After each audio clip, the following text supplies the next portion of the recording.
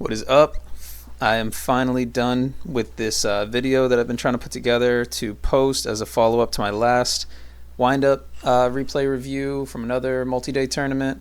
So this is the deck list that I used in this most recent multi-day tournament. You can see I'm off the dualities, and I decided to try upstarts. Duality is obviously good, so you can find like a missing piece and get set up for the following turn, but it's not great ripping into it mid-game when you need to make a play. It's also not great showing your opponent what you've got in your hand, so they know. I mean, it gives them more information than just one card. Honestly, like a good player can deduce a lot based on what you add from duality. But anyways, yeah, I was just messing around, still trying to get better with the deck. So this is the list that I used most recently. I'm not saying it's like optimal, but it's just what I tried last time. I did like the deck a lot. I thought it was good. Obviously, it's not a huge difference from my previous list. So I tried a main deck Compulse instead of a Mirror Force, and then you can also see I'm off the main deck Sangan. So some of the rationale behind that is this. So in a 37 card deck with 14 monsters, which is no Sangan, you end up with like the same expected number of monsters in your opening hand as a 40 card deck with 15 monsters. And then this is the difference. This is the difference in probability of opening Magician Shark, 40 versus 37. So it gives you a pretty, like a not insignificant boost. But yeah, this is the main deck. I also have a bunch of replays. Like last time I posted a video like this. It's kind of long, like the last one. Also, I didn't include my round 1 replay because I got paired against Final Countdown round 1. It was a huge waste of time. I'm not even going to bother with it. The match was like an hour and a half, and I don't really think that it's going to accomplish any of like my like intent with these videos, which is to try to learn how to play the deck. Like Final Countdown's not really like real Yu-Gi-Oh! It's kind of a waste of time.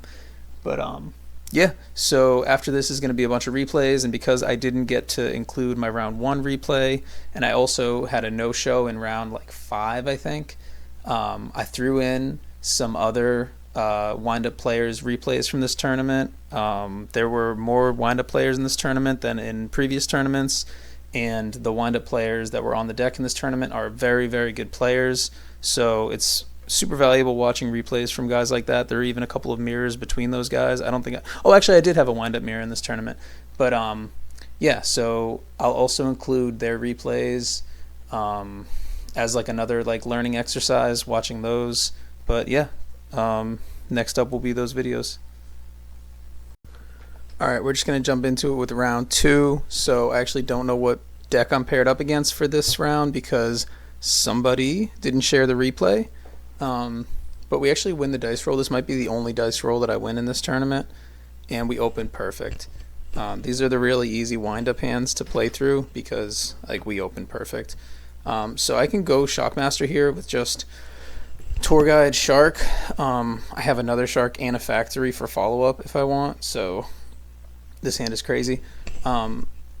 Going Shockmaster in the dark is a little bit weird, so you could just not do it, but it's also just like crazy advantage. No matter what deck you're up against, it's going to be pretty good if you turn off their monsters. You can turn off spells too. I don't really have enough back row to justify calling spells here. I just have a Torrential that I don't want to flip. So let's just fast forward this. I'm going to go Shock Lock turn 1, I'm sure. Yeah, and I just call monsters. And then if he doesn't clear this boat, it gets even worse the following turn.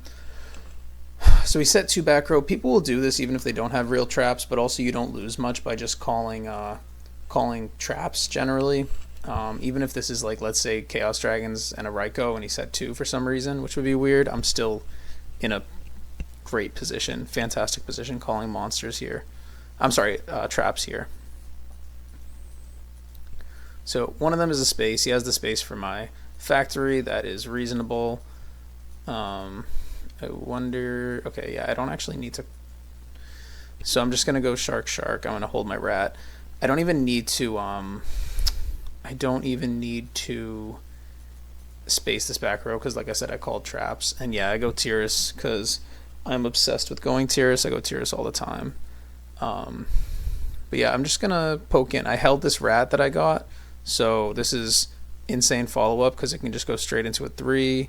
I have this rabbit rotating with it, or that I can rotate with it, which will make it a plus every turn if I choose to do that, but I'm just gonna give him 1 turn and no cards instead, because this Tyrus is gonna clear whatever this might be to torrential. Like, even if he wanted to drop like a Gorz or something, this Tyrus clears it. He's just in a horrible position, and he's I'm actually the one under Shockmaster now because I called trap, so I turned off my own back row. But obviously I needed to do it because he had a torrential there.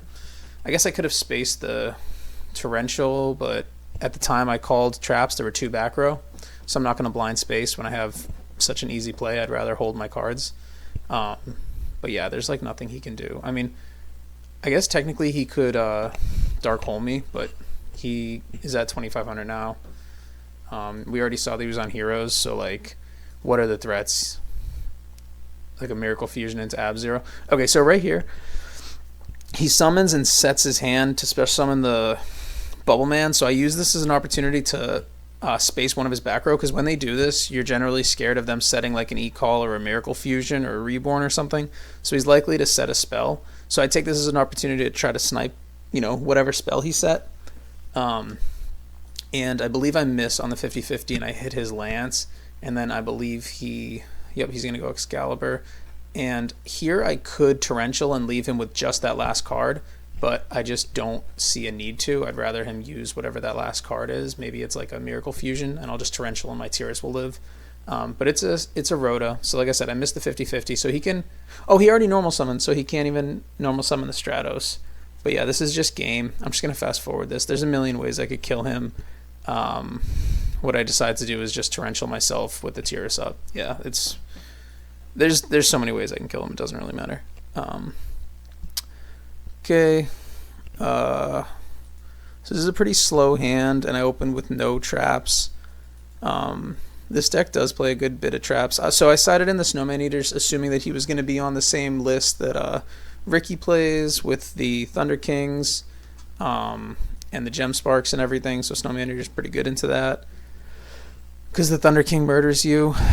So he sets one, which is weird, and I was like, okay, it's probably a Bubble Man, but still, it's a really weak turn 1 play, so I assume he's like bricked up on monsters. I'll just look at his hand. Yeah, he drew too many monsters, which is weird in this deck because you don't play very many.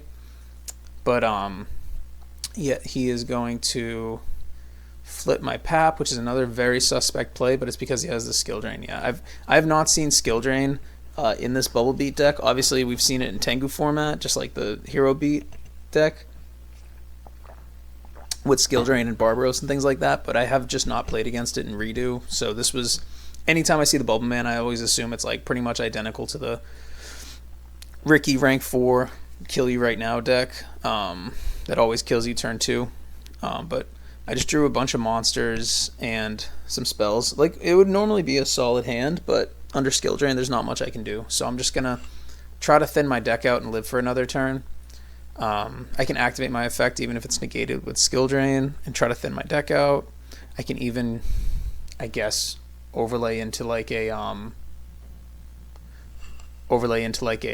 bigger rank 4, like a Stratos or something. I'm sorry, Stratos, a Utopia or something. But anyways, yeah, I'm pretty cooked. And I remember when I was playing this match, it got me thinking, like, do I even want Avarice post board? Because am I going to be able to grind with this against this deck? I was thinking, like, am I supposed to be siding out this Avarice? And I think going into game 3, I did side out the Avarice because I just wanted a live opening hand, because the beginning of the game is what's scariest into this deck. I also might have sided down on the Snowman Eaters. I can't remember. This match happened a couple weeks ago at this point.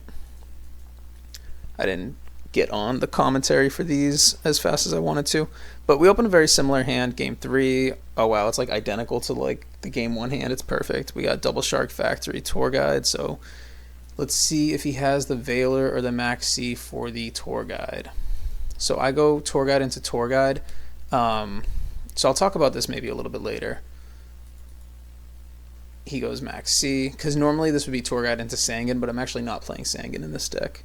So, yeah, a little bit of a strange deck building decision on my part, something I wanted to test. But yeah, so I go Tour Guide into Tour Guide, and I don't want to overlay into, like, just go Shockmaster, even though it's very tempting, because he would end up drawing just too many cards under a Max C. I don't know if that's correct. I kind of do stand by it. Zenmaines looks pretty weak here, but, like, it just makes it kind of hard for him to kill me. Like, he'd have to really have a gasoline hand to slam a bunch of stuff that's going to hurt me really bad and kill me through Zenmaines. He could have a Compulse or a Super Poly, which is really strong, but that's not going to kill me this turn. But yeah, he opens up with a Stratos, which is good for him. Goes into the Bubble Man, which is kind of standard. Sometimes you see them search Alias, but if he wants to make an aggressive play, he can just slam the Bubble Man. Sets 2. Okay, so he doesn't want to go all out.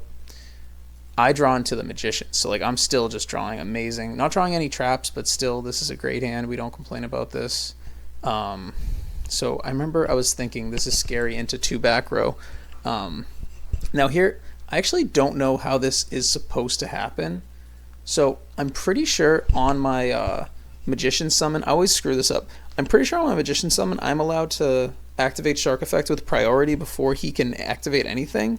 I'm not activating anything in response to Super Poly because you're not allowed to, but I'm pretty sure I can activate Shark Effect with priority on Magician normal summon. But he just flips the Super Poly, and I wasn't thinking about it at the time. But had I slammed the Shark down, I don't know. I think that I would get my Magician effect off because I think the Shark effect will resolve. I'm not 100% sure, but anyways, he just slams this and clears my Magician right away because he does not want me to start plussing off of the Magician. He goes into the Nova Master, which is an amazing card, which is really, really cool that he's able to bring that out. It's cool that the Zenmaines is so relevant in this format. That Nova Master can come out with a card like Super Poly. Very, very cool. Very attractive.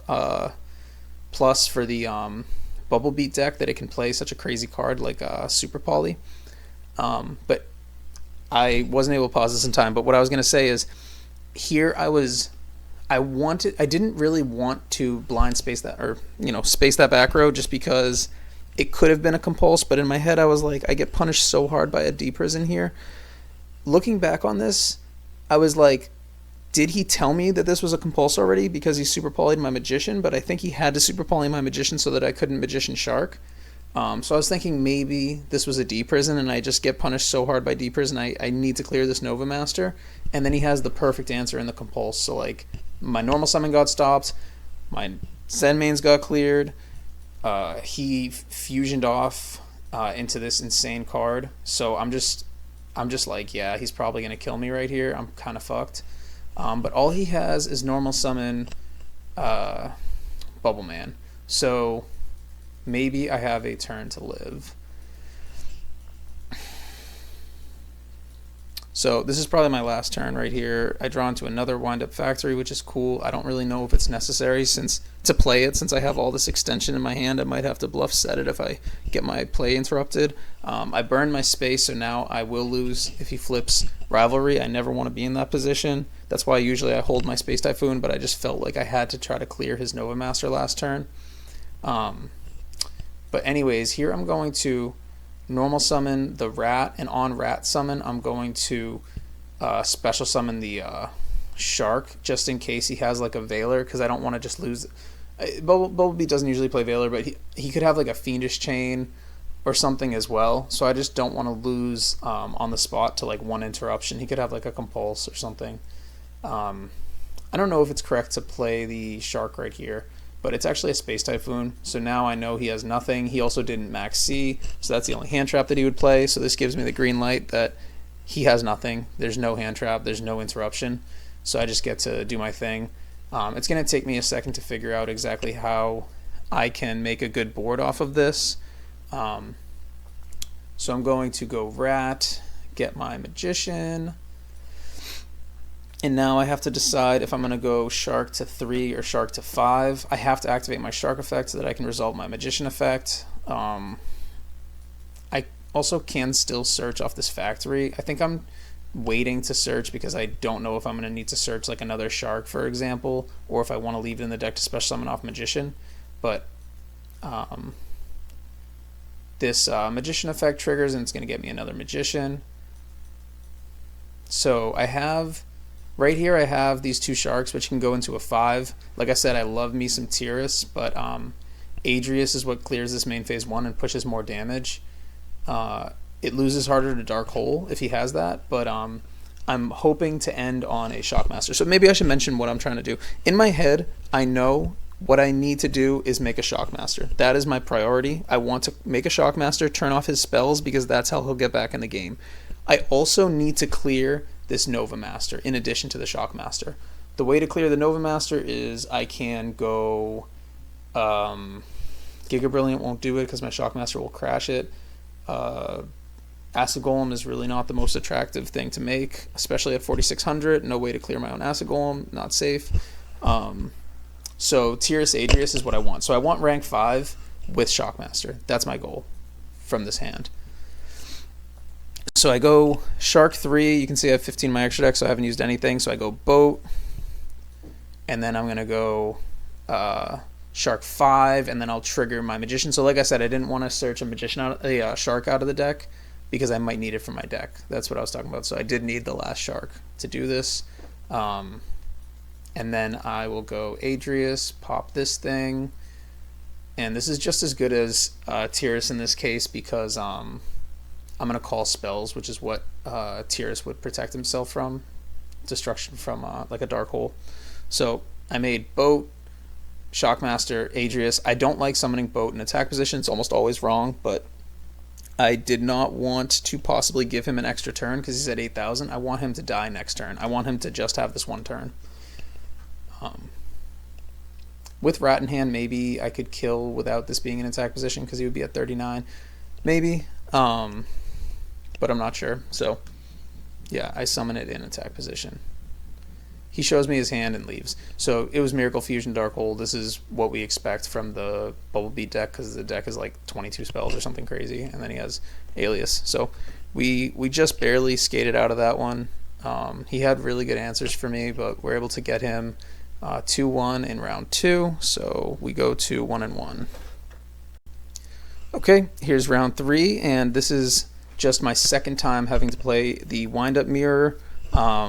Interestingly enough, I never have to play into the mirror because the deck was really not popular the last couple multi-days. This most recent 2 multi-days, I think people have started playing it, but I've only played the mirror in top 8 of rivals, and it was not pleasant. But we lose the dice roll as usual. You already know. He gets to go first, and I open Magician with 4 back row. This is a weird hand because we saw in the last match I was not seeing any back row. But it's not a bad hand, especially into the mirror because Magician's crazy in the mirror. With protection like Fiendish Chain, where I can summon an attack position maybe, and Solemn. But he's not going to give me an opportunity because he is going to open Shark Factory Magician. He's going to go crazy on me. Yeah, this isn't really that fun for me, but I've done it to so many people that this is what I get, you know. I should have to sit through this sometimes. But yeah, he opened it all. And then Factory is crazy in the mirror, so he's going to generate so much advantage. And then we draw into our 5th trap. So I 100% am going to lose this game, but I'll still make him play it out. Just see what he's going to do. So set 5, so the obvious thing to do is Shockmaster Call Traps. That's what I would do. I flip the Fiendish Chain. This is a check for MST. If he has MST, I have to Solemn Judgment it. But he does not have MST, it would seem. He's just going to play conservatively into 5 back row, which is reasonable. He's going to get another search off Factory. So in addition to this crazy board, he's now gotten 2 searches off the Factory. And now he's going to get another special summon off Zen Mighty. So he's just plus a million. I'm at, this isn't a real card. Let's say I'm at 6. He's at, 11. Yeah, turn 2, pretty tough. We're gonna lose this game for sure. Like, I don't know how you can not lose this. But yeah, he just grabbed his rabbit. He hasn't even used his normal summon. He got his search. He has the rabbit floating. I'm sorry, grabbed his rat, I meant to say. So I torrential right here for 5, which, like, torrentialing for anytime you torrential for 5, it should be like crazy, like amazing. But yeah, it doesn't feel that great when I'm gonna end up with 4 cards after all this, and he'll still have 7 with the rabbit coming back, 8. Like, it's crazy to torrential for 5 and still be down so much, but that is what this deck can do turn 1. So I'm not going to complain because I play a lot of windups and, you know, I love it. But yeah, it sucks. It sucks to open it and have my opponent draw like this. But so I draw into the MST. Sometimes the MST is too late to hit a factory when they've gotten a couple searches off. This is probably one of those cases, but I don't have any offensive plays, so I'm still probably going to use it to hit his factory, unless I'm just going to try to check for information and hit his back row just to see, because I know I'm going to lose this match. But he hits the reborn. That would have actually helped us. Oh no, it wouldn't help us come back because I don't even have a graveyard. But he hits the reborn. I solemn the reborn, and then he summons the rat that he searched, and I judgment the rat. And I'm going to live another turn, looks like. So I draw into another summon stop, so I think I have another bottomless down. Yeah, I'll set my second bottomless and my magician. So here he does have to overlay to kill this magician, so I know I probably lost, but technically he does have to do something that might play into this bottomless. So I kind of can play still, but he actually reveals he has a compulse. I should have MST'd this back row just to see what it was, but it was a warning, so I wasn't even going to get any new information. And then here he's telling me that he had wished that he compulsed his Shockmaster in response to my Fiendish Chain so that he could resolve the Shockmaster off the field, but he said that he thought I was going to, like, Rule Shark him. And I just told him, like, it's all good, don't worry, I don't care. But yeah, we open another amazing hand. Oh my god, this is like my 5th game, and I've opened crazy like this 3 times. That's crazy. But he actually has the Veiler. So I noticed when we were paired, when I was watching his replays, he actually has a way, way stronger build into the wind-up mirror because he's main decking these Veilers and these Compulses, which is really, really strong. And he's main decking, I don't know if he's main decking or side decking Trap Stun, which is also really strong into these heavy back row decks, which wind-up is. I mean, it's more like Gear is like what you're worried about, but wind-up is also really strong, or heavy back row, rather. So yeah, he hits me with the turn 1 Veiler. I don't have Veiler anywhere in my 55, so yeah, that's very good. And he just completely shuts down what should have been an amazing turn 1 play. Oh, and then another thing here. I was contemplating not setting 4 because I don't really want to flip a judgment on a heavy storm. So I almost didn't want to set 4, but I can't play 1 card because there's just too many Space Typhoons, and then I side Twister. Some people, other people probably also side Twister, so I can't set 1. And then if I was going to set another card, what would that be? Blackhorn isn't really the best lone set. Obviously, it's great to stop just like a tour guide play. And then Bottomless is a great summon stop for their boat. So I do want to put up the factory as well. So it's like, I felt like the move was to set 4, and if he has Heavy Storm, it would suck, but I would flip the Judgment. It just sucks because, like, it turns the Solemn Warnings into risky draws when they're supposed to be, like, very strong draws, and he does that with Heavy Storm. So he had Veiler, Heavy Storm in his opening hand. Very good, very good. But we have the Judgment. So he's going to have to try again. I have nothing for this rabbit because it gets under Bottomless, and I can't flip Horn. So he's just going to poke my tour guide, which is fine. And then I draw into Magician Shark. Amazing. Amazing. How does he do it? But he made me burn my Judgment. So, like, normally if he didn't Heavy Storm me and I had my Judgment, oh my god, I would go crazy on him right now. But he made me burn my Judgment. So he only has 1 back row, but I still have to play conservatively because I'm just, like, on the edge of losing. So he does not warning my wind-up Magician. That's step 1. I really needed that to happen. which is great. And then he does not max see me on the shark reveal, which that was step 2. So like pretty good. Now I'm like, okay, we're alive. So now I get to play the game. And I am thinking, so the really strong play into this is Magician and then just go crazy. You can just do your shock lock, or you can do like go into like a rank 5 or like whatever you want. But into one back row, even though it's just one back row, I still want to make the safe play. So I think I'm going to go for a rabbit here, because this is going to get me my factory plus, and then this is going to guarantee that I'm going to be able to like play next turn. As long as he doesn't like flip like a decree or a stun on me or something. Obviously he doesn't play decree. But yeah, this is just a safe play into like a potential torrential. And it just guarantees that I'm going to keep getting factory searches off as well. So he gives it a think here. I put my token down showing that my Magician used its effect, and yeah, he actually had the torrential, which is another really strong back row. I didn't have a space for it, so it's a good stop for him. It's one of the best cards he could have had in that situation, but I will be fine because I made the safe play into my rabbit. So I'm thinking about my rabbit effect, thinking if I want to banish the rabbit itself or the Magician. Now, I don't know. This is kind of tough. So like my thinking is, if I banish the Magician, most likely I am going to get a crazy playoff next turn. As long as he doesn't have a warning for my rat, then normal summoning rat with Magician on board is just going to get crazy next turn. I can go into like a rabbit, loot my rat. But I think it's safer to just banish the rabbit, because if I banish the rabbit and I have the rabbit coming back next turn, I activate rat effect, get back, rabbit comes back, I activate a normal summon rat effect, get back, Magician, and then I still can make crazy plays into that, because I can just trigger my Magician by going rabbit, banish rat, and then special summon, let's say like a rabbit, another rabbit from deck, for example.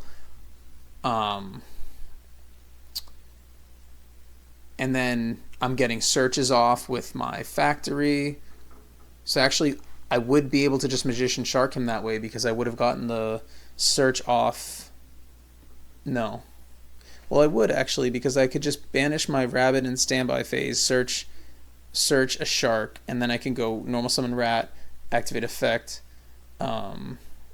special summon Magician, and then go Magician Shark that way. But yeah, I think that the safer play is to go rabbit, because it just guarantees that even if he does have the stop for my rat, I'm going to get plays off next turn.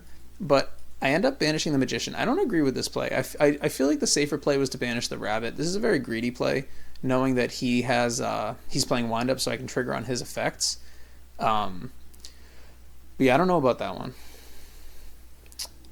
So he already burned his storm, so I probably am good here.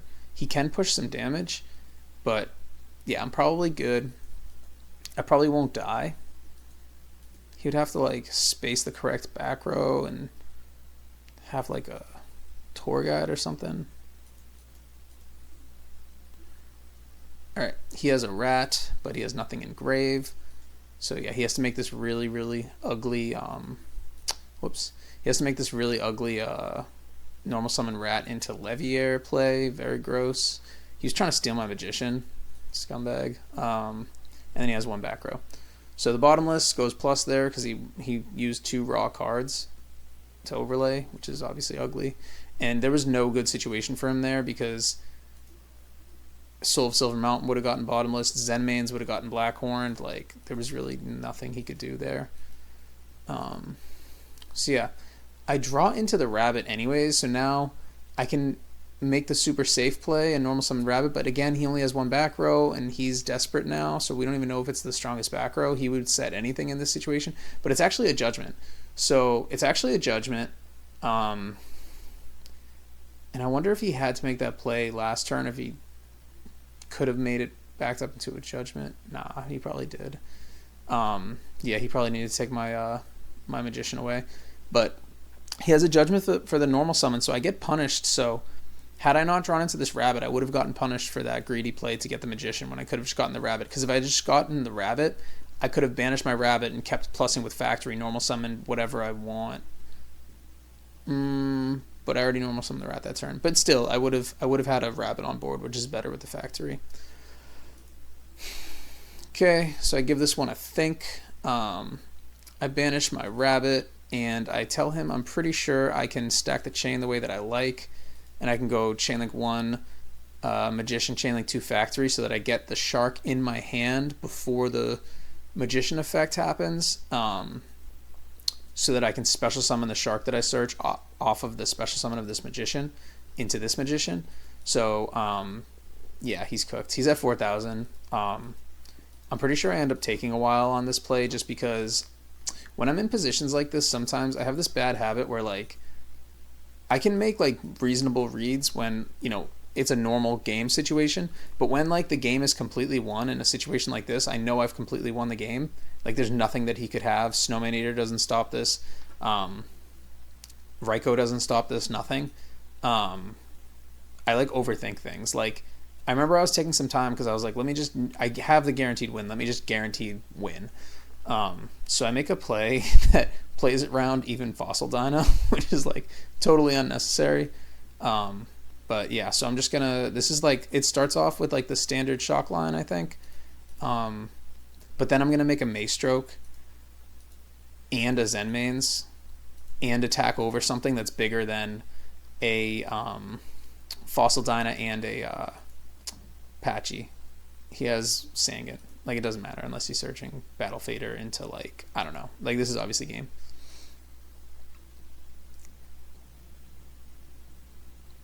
See how we get that one? But now we gotta go second. So he had the hand traps for us that game. He had the heavy storm for us, but we still got it. And now this is a little bit of an awkward hand. I believe I was main decking 1 Compulse this tournament, testing that out. He opens the Duality, so this is what I was not playing. Oh, and you can see I opened the Upstart in this game. So I was testing Upstart in this tournament. That's why I was mentioning that I don't have a Sangin in my deck. So maybe I'll have, like, a deck profile kind of, like, portion of this video, and I'll talk about it some more during that. But basically, I had tested the Duality. I think most of the times I'd played this deck prior, I'd played Duality. I was not, like, loving it. Like, you do see more cards. Like, he Dualitied here, so if it was Upstart, he would have just gotten Magician. I mean, nothing wrong with that, but he's going to be able to get the Rabbit, or even the MST if he's scared of me having Factory, for example, or if he just wants to be able to play through one back row. But you're taking the turn off, and your opponent sees what you get. I don't want to show his hand because I don't know. I actually I've only watched 3 play once, and I have no idea what is in his hand. I know the cards he eventually plays, but I just want to keep this truly blind, outside of me having played the match already. So I don't want to show his hand, but it's like, wouldn't you prefer if you... I mean, imagine he had a shark in his hand and he just upstarted into this magician. Like, the upstarts in this deck change the turn 1 magician shark probability from, like, 20% to, like, 24%, which is going from 1 in 5 games to 1 in 4 games, which is, like, kind of significant. Like, usually I think that upstart ratios are not really that significant, and I don't usually play the card, and I'm not a huge fan of the card, especially if you can potentially turn on, like, a solemn warning for your opponent.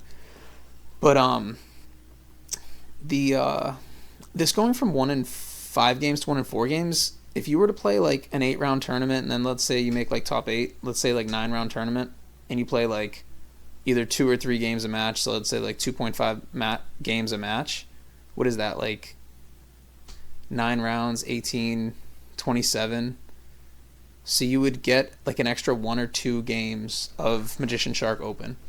Like, you're not always winning the dice roll and going first, so it's not like you just get an extra win by playing Upstart, but, like, I don't know. It seemed, like, worth testing to me, and then I didn't want the monster ratio to increase because I still wanted to draw traps at a high rate, so I cut the Sangin for the 3 Upstarts. Okay, so he opens... I think he searched Magician, and then he opens 2 back row plus Rabbit. And And now let's see where this upstart gets me.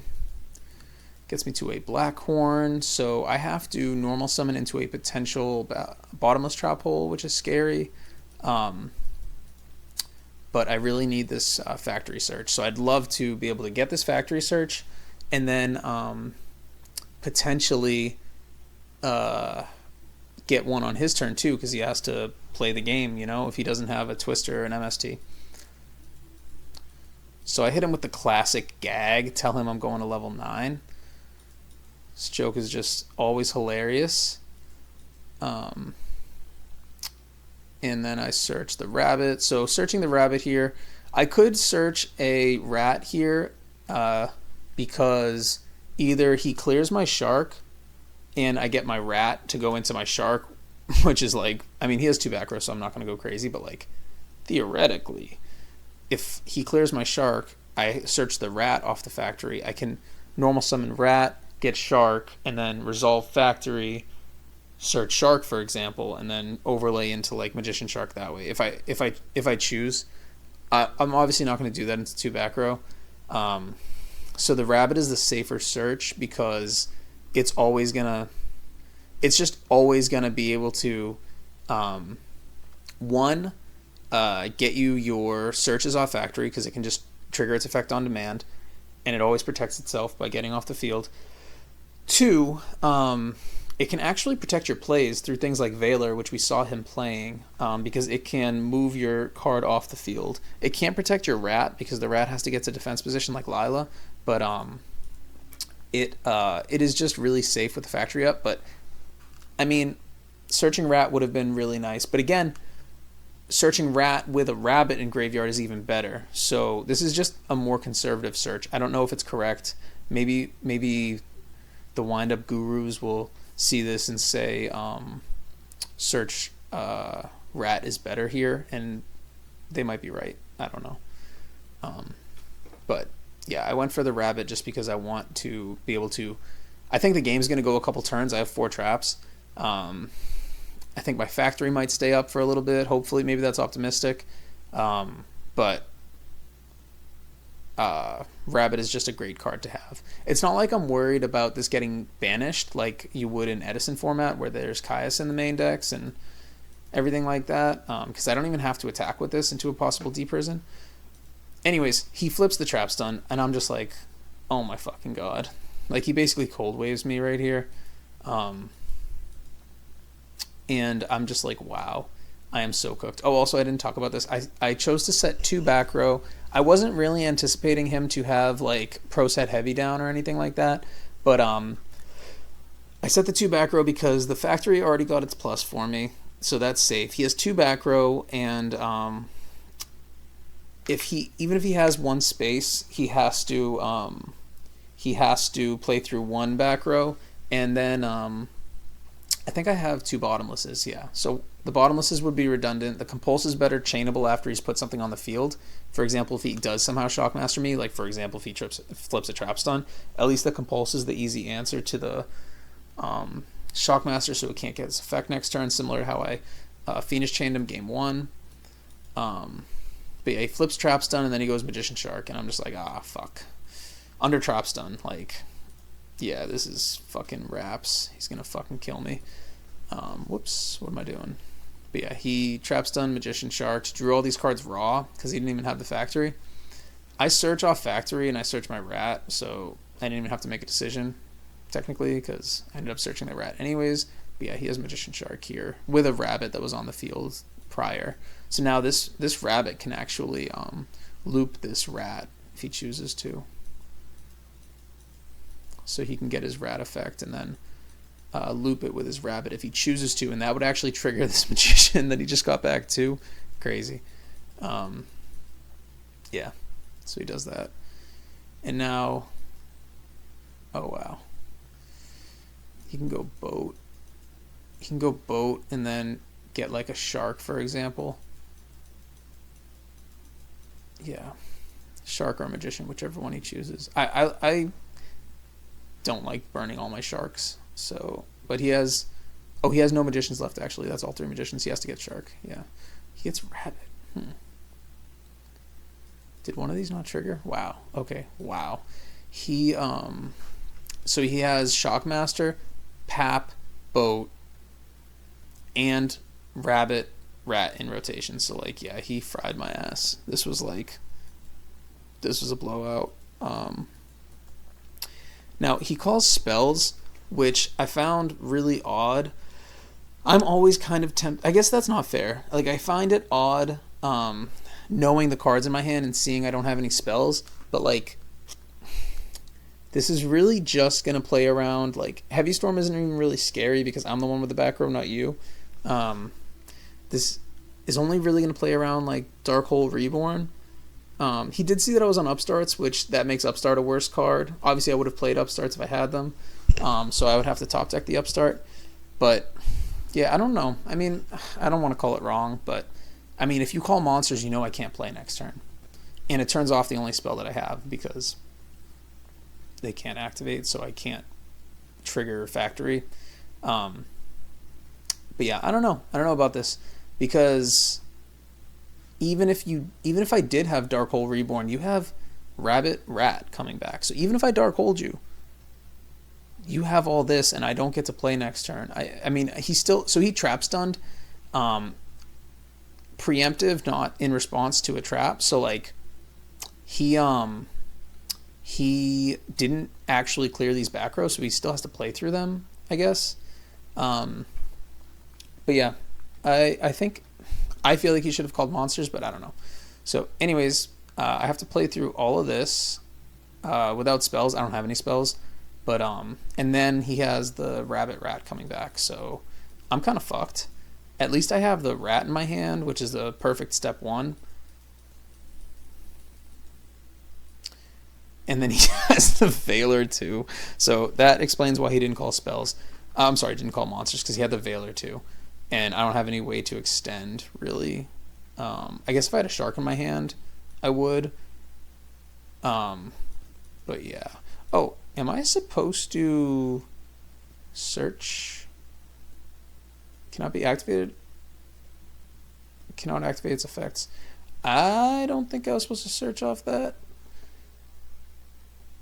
That type of card cannot be activated. Oh, cannot be activated, or if monsters cannot activate its effects. I don't know if I'm supposed to search off that. I should definitely know. I didn't activate the card. It was face up already, so maybe I can search off that. I just noticed this. I haven't watched this back yet.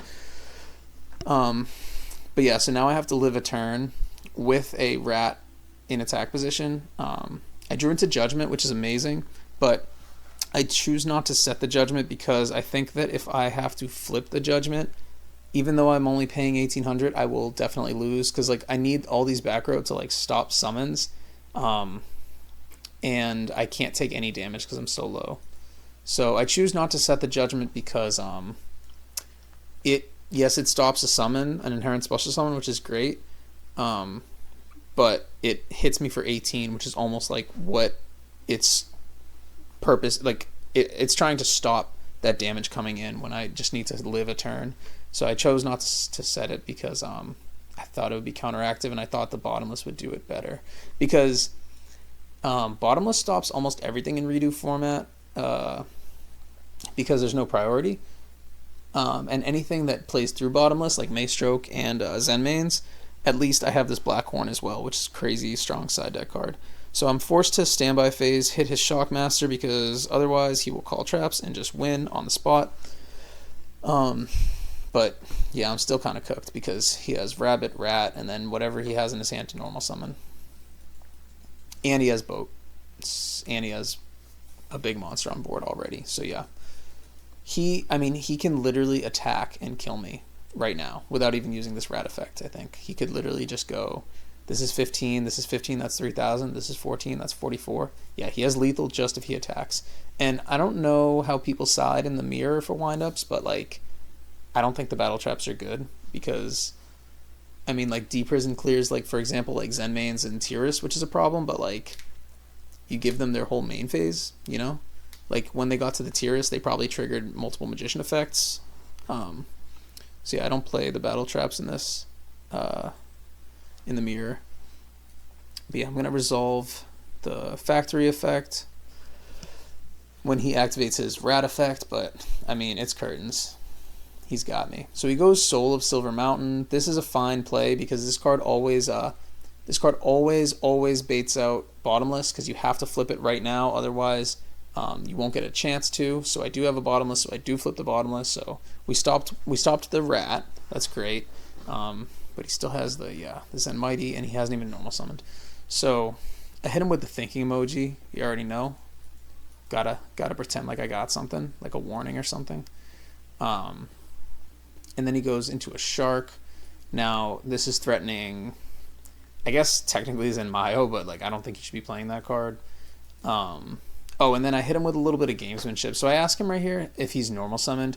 I know he hasn't normal summoned, but I just did this to make him think maybe I'm holding like a torrential for his normal summon or something, to kind of just make him think. It's like a little bit of a bluff, but I really don't have anything else I can do here. He puts his sharks up to 5, so he's probably going to make a Tyrus to again play through like a Bottomless or a torrential or anything that maybe I made him think I have a torrential. Or a warning or something, but this doesn't play through warning. But yeah, he goes into Tyrus, and I have the Blackhorn. Amazing to have that in this matchup. Compulse would have done the same thing as well, but Blackhorn is spell speed 3, which is amazing. And now it's out of his extra deck too. So we played through the rat that was on the field, the rabbit, and the Zen Mighty, but he still has a normal summon, and right now he's already got 3,200 damage, I think. No, 3,000. So he just needs any amount of damage more, but he actually goes to the battle phase. I don't know what he was fearing on this last back row, because like what could this be? Because even if it were a... Oh man, I wonder if he was playing around a torrential, because if he normal summoned rat and I torrential, he's probably gonna lose. So he must have just felt like he's in such a strong position with his back row and his board that he's just gonna win. He has 2 back row now. I haven't tested any of those back row, but look at me, the GOAT. Top deck's Heavy Storm. Fucking crazy top deck right there. Just rip right into heavy. 1 in 28. Oh my god. A little bit better than 1 in 28 because I have upstarts in there, but oh my god, just rip into the Heavy Storm. Holy shit, that fucking sucks. And his back row was Compulse, Blackhorn. So like there was no way I could have played through those. So crazy. I rip into the Heavy Storm right there. And he has 1 card now, and I'm just like, oh my god, am I gonna do it? And then I go Magician Shark. This is very risky to put this boat in attack position, but similar to like against the hero player, I don't want him to have an extra turn. He's at 9,000 right now. So I want to just win with this Judgment. I just want him to have no turns.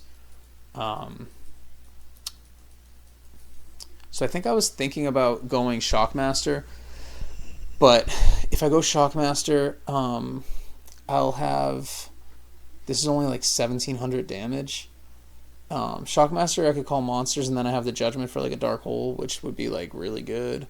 Or I could call spells, and then I have the Judgment for his normal summon. Like Shockmaster would be really good. Maybe Shockmaster is smarter. But I do not want him to have the possibility to get an extra turn. So I just go Tyrus plus Utopia.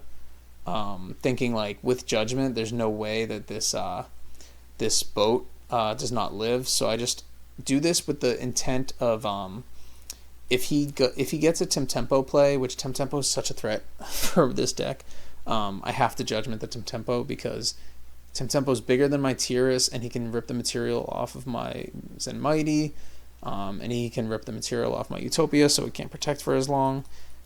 It's just a huge problem.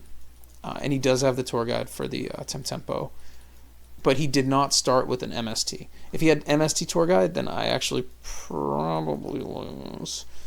But he did not. So he goes into the Temtempo, which is smart, but I have the Judgment. So he ends his turn, and I actually win this one. Crazy. I can't believe I'm gonna get away with this one. Activate effect. Yeah, maybe Shockmaster's smarter, because if this was, instead of like Tiras Utopia, this was Shock. I don't know. I probably don't kill him this turn, honestly. I probably don't kill him, and then I think his hand was, yeah, his hand was rat, so like, then he gets a rat play. Oh man. Oh man. Crazy. I cannot believe I was able to win that one. I ended up talking to this guy, Silent G, for a while after this, just because we're both trying to get better with windup, so he was asking me about the match and stuff like that. And yeah, I definitely would have pushed for game the turn that I had the rat in attack position. I definitely would have just gone for the win.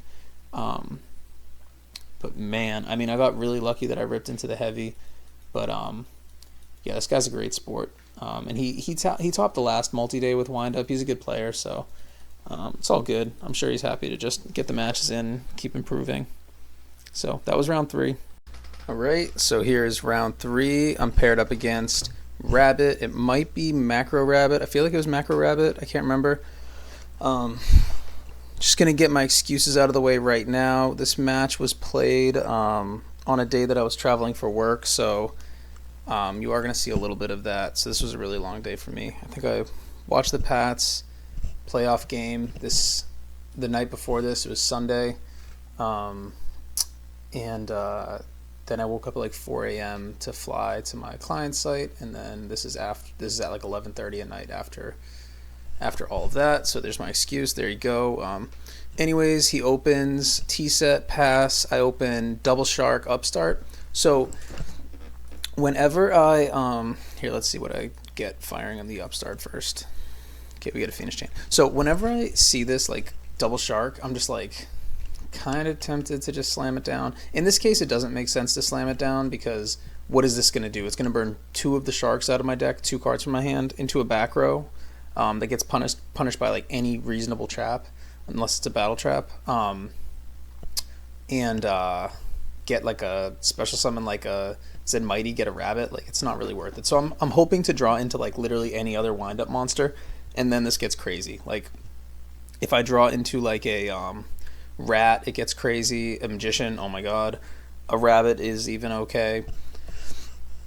Factory, oh my god. Yeah, so if I draw into like any more than this, like one more piece, I'm gonna be good. This messenger is gonna let me sit for a while, so I just flip the messenger. I don't want to get hurt.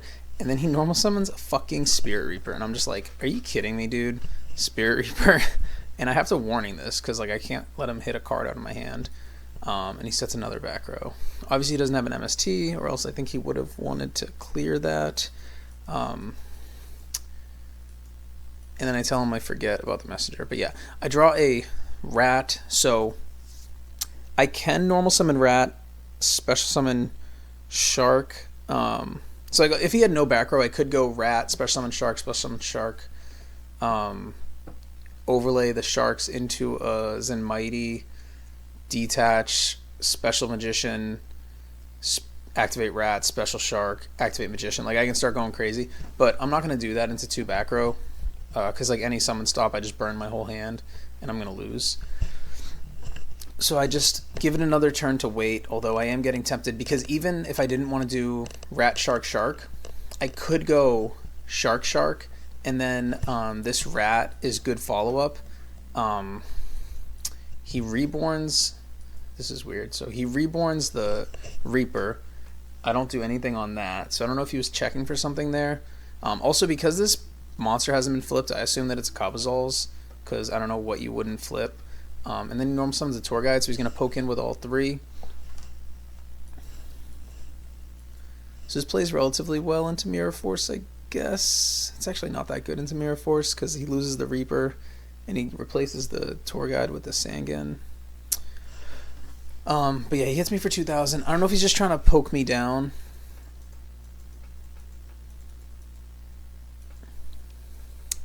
Then he overlays with the Phoenix Chained Spirit Reaper.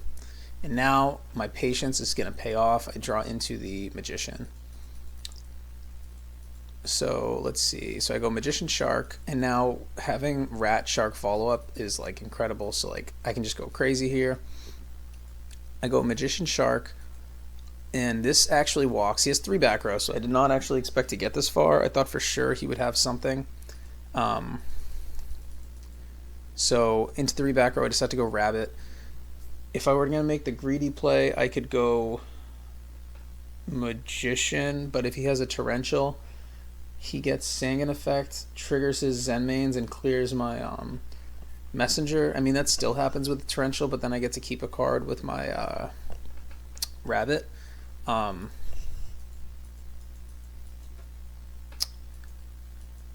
So now I'm going to go, whoops. I'm going to go, this is kind of weird. I don't know if this is the right play. I mean, I do think going into a magician is pretty greedy. Because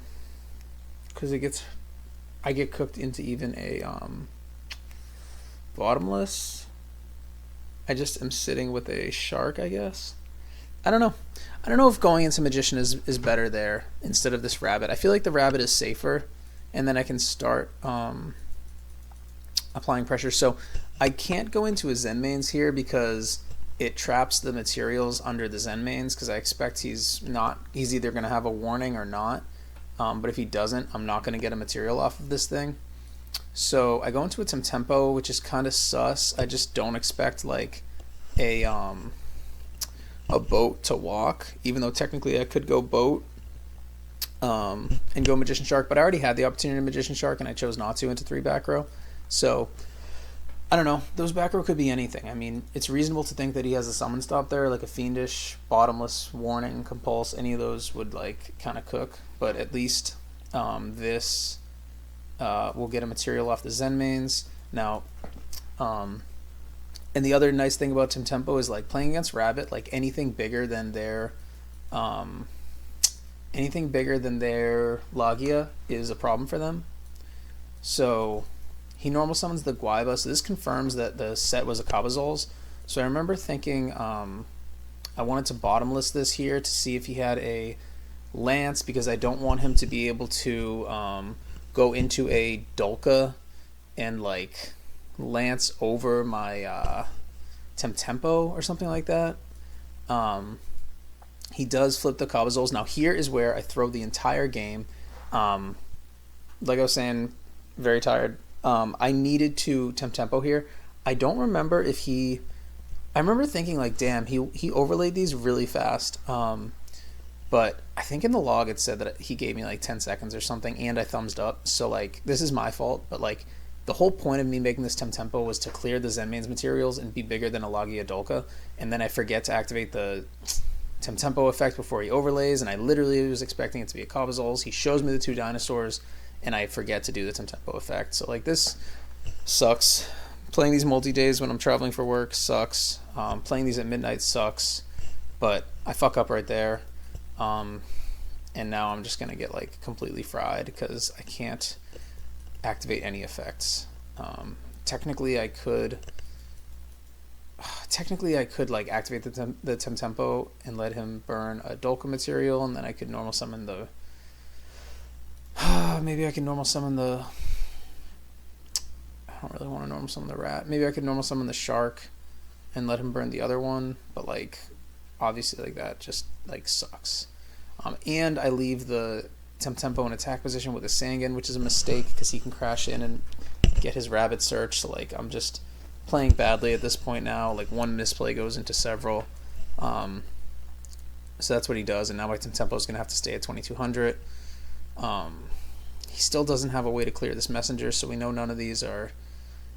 whoops, I shouldn't have fast forwarded. We know none of those are MST. So I go into the Compulse right here on the Logia, so that he doesn't have the... I'm sorry, on the Dolka, so that it's before the Logia comes out, but then he has a second Lance. Yeah, a second Lance. So his back row, actually, 2 of them were Lance, so they weren't even threatening back row. So I actually could have possibly... What were they? Bottomless Deepers, and he only had 1 summon stop. So I possibly could have made really good plays into those back row, but like into 3 back row you don't. I guess this deck plays some of like the more like fringe back row, like Lance Compulse. I mean, Compulse is really strong, but Lance Deepers, let's say. But yeah, I just didn't think I could do that into 3 back row. But now he has Dolka 2 material, Logia with effect, and his Zen mains with a material. Like, I can't win this. This is just a waiting game until he finds the MST for the mop. I don't know how many turns I have left before he finds it. I draw into another rat, so now I actually could have technically... Nah, it doesn't matter because he has the Logia too. There's really nothing I can do into all this. And then he says he's going to start rule sharking me for forgetting to pay with Messenger. Very strange thing to say. Do I even try to do anything? I can Reborn here. I don't even try to make a play. I don't know what I'm waiting for because technically I could normal summon Rat.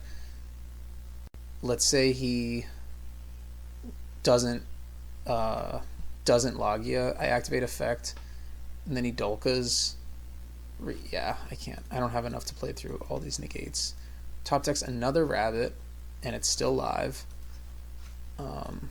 He only had one rabbit in deck, and then he goes into another Logia, and then he rips into the MST, and I lose. Yeah, frustrating. Very frustrating. But yeah, that is my fault. I misplayed. That's on me. You can see I have the Dust Tornado coming in from the side. He normal summons Sabersaurus, swings in. He must have thought that this was a Magician, but I side these Snowman Eaters in this matchup so that he can't go Logia, and it clears the Thunder King as well. Now I have Tour Guide, Magician, but he has 3 back row.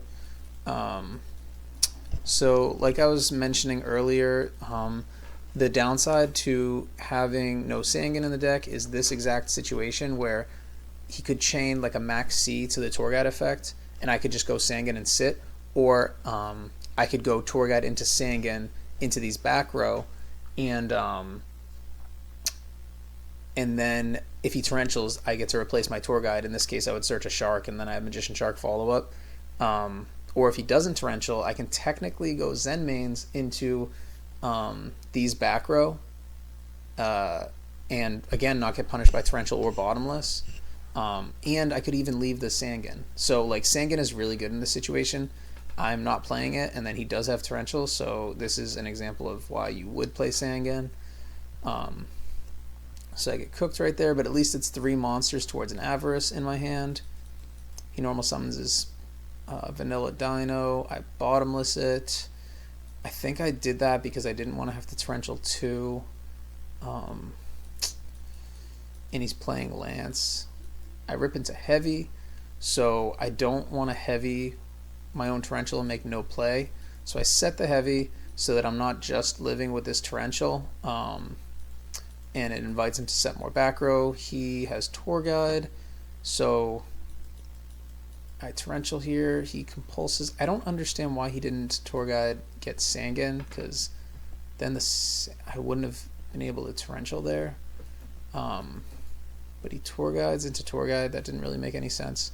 And then I draw into Judgment. So I can Heavy this one. Oh, I didn't mean to show it. I can Heavy this one back row and set my Judgment, which is something I'm thinking about doing. But like, maybe it's the right play. I don't know. It just feels so weak. I'm just hoping to get a better Storm off, honestly.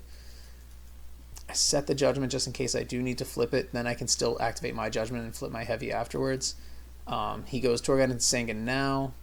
He's going to overlay. So right here, I'm really thinking I probably need to Judgment this because I can't let him get back that Cabazals, but also I want to save my Judgment so that I can just like make any play happen. I have the Heavy Storm down, so I can already do that with the Heavy Storm, so maybe I should have Judgmented here, but he doesn't have anything to get over the Magician, so like I want to just Judgment whatever he wants to get over the Magician. Oh, and then also my computer, I literally needed him to my computer like freaked out. I needed him to like pause the game.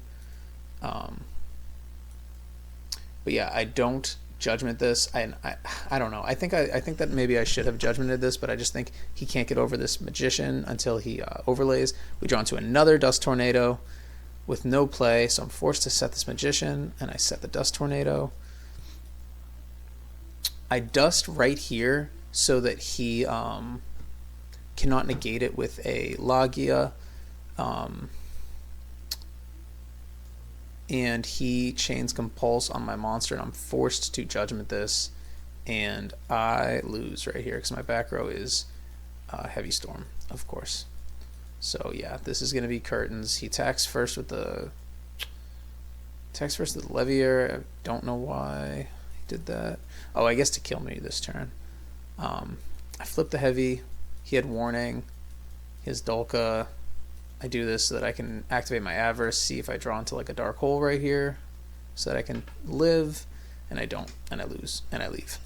So very frustrating. Definitely not on my best this game, and yeah, it sucks. That's my second loss. I lost to Final Countdown, and then I lose this match to a deck that I don't actually think is very good. I really don't think this Rabbit deck is very impressive. So yeah, it sucks to lose to Rabbit. I don't think I've lost a Rabbit in tournament before, but you know, it sucks. Alright, here is round 6. Unfortunately, I wasn't able to play round 5. My opponent and I were not able to find a time, so we had to no-show that one. I'm going to lose my maybe 4th dice roll in a row, or maybe 3rd, I don't know.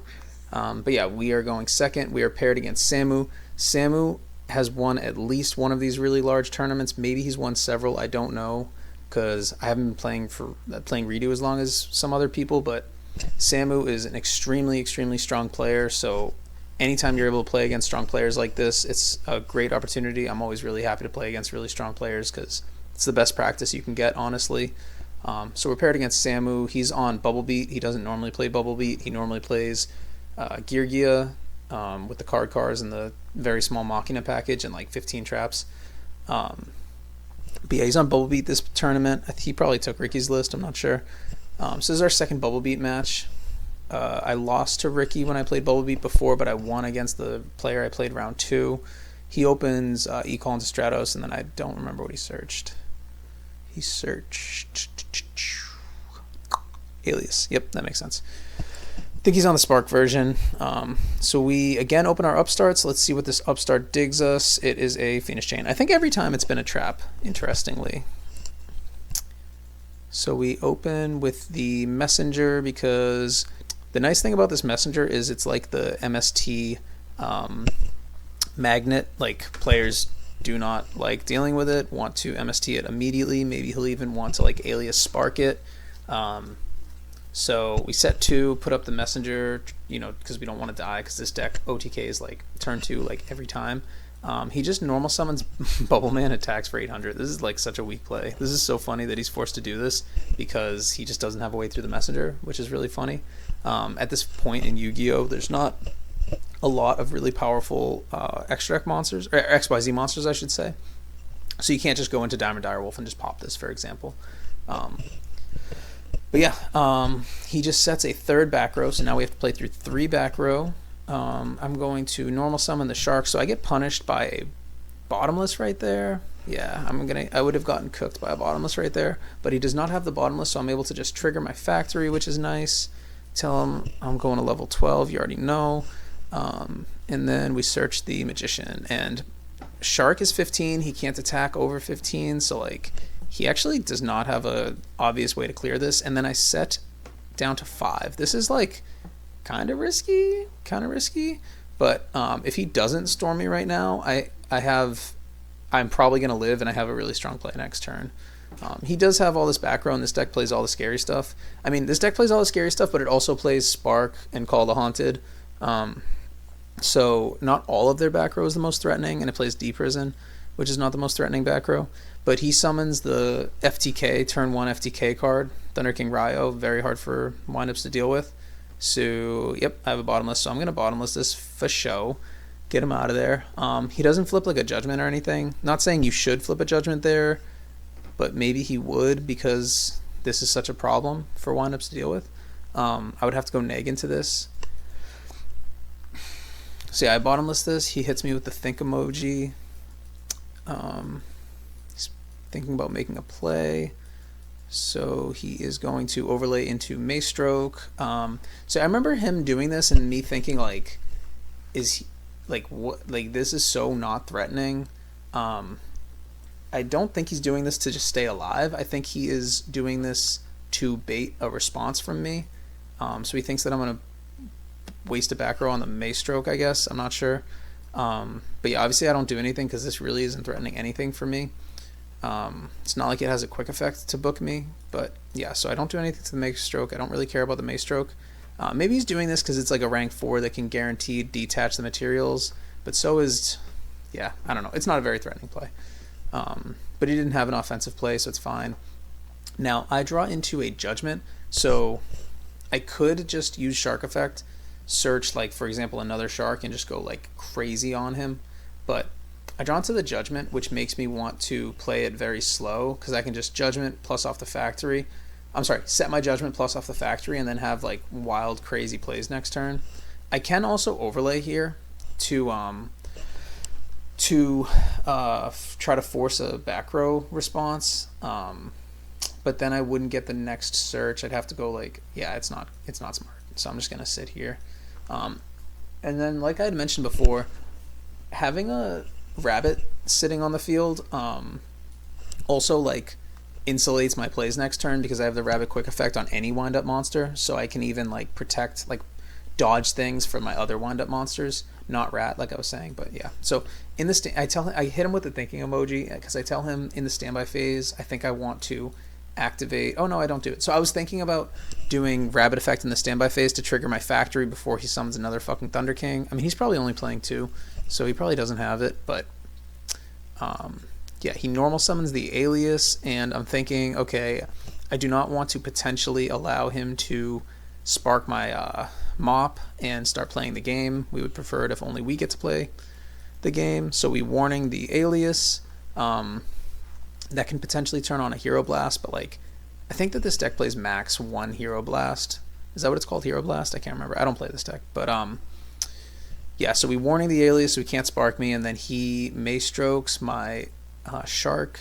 I'm thinking about activating Rabbit Effect, but like, why would I? And then my Rabbit doesn't have its effect, because it can only activate its effect once while it's face up, because I'm just not threatened by this. I think he was just trying to bait a response, so we don't give it to him. He searches a Bubble Man. Let's see. So he does go to set his hand. So again, I think I said this in the other one. When they set their hand with this Bubble Man, position 1, this one, and position 5, this one, are not necessarily traps. That is something that I always think about when they go for this Bubble Man play. These are not necessarily traps. More often than not, they're not traps. So I'm thinking these might be his Miracles, his Monster Reborns, things like that. He does have the Call of the Haunted, so it looks like he was just trying to get the Mace Stroke material off so that he could Call the Haunted his Stratos. He's probably going to use the Pop effect, because this doesn't target, so he can hit anything, but I have the Fiendish Chain. Nothing better to Fiendish Chain than the Stratos, for sure. And I still have my Judgment down, too. So let's see where he goes from here. He flips the Miracle, and he goes into, he can go, what is it called? Ab-Zero or Shining. He goes Shining, which can float, and it's huge, 32. So yeah, he's very insulated. He has a Mace Stroke and a Shining, but he doesn't have any way to clear the mop, and he doesn't have any way to play. And on the end phase, I use Rabbit Effect, get the plus off factory, and then I'm going to have it back on my turn for my play. So yeah, again, this is just an insanely strong position. Now I drew into an MST. So I am kind of tempted to hit this back row with my MST, because I think that it's probably a spell. We saw that one of them that he set was a spell. It could be like a Miracle that he didn't have anything in the graveyard for, but if it was a Miracle, yeah, it could definitely be a Miracle. I guess technically if it was a Miracle, he could have gone like Ab-Zero, and then it's so bad. I don't think he would do that, and then he banishes all his heroes. Yeah, it could be a Miracle. But yeah, so I could just blind space one of these, or I could hold it in case I think he's going to flip like a Fiendish Chain, or I could hold it until after he plays something. But yeah, I'm just going to go and, okay, here, why did I not flip the Shark? That doesn't really make any sense. But yeah, I am going to go normal summon, Magician, then I flip the Shark. Oh, I don't Magician Shark. I wonder why. Maybe because my board is so full. Because if I went Magician, Special Summon Shark, I guess I hold the Shark so that I have guaranteed Rat Shark next turn. But should I have? Because if I went Magician Shark, this Magician triggers and Special Summons another Magician, and then I have 5. Yes, so maybe it isn't worth it. My Rabbit activates its effect. So if I did that, I would have Magician, Special Summon Shark, activate Magician effect, Special Summon Magician, and then I would activate Rabbit effect, banish itself, and Special Summon something. So I'd have Magician, Shark, Magician, Shark, and then I could get a another Magician. So I could go Tiras plus Shockmaster if I wanted to, but I could also just make even more extension by going Boat somehow. Let's see what I do.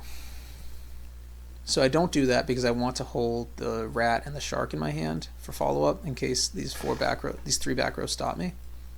I activate the Shark effect, go to 3.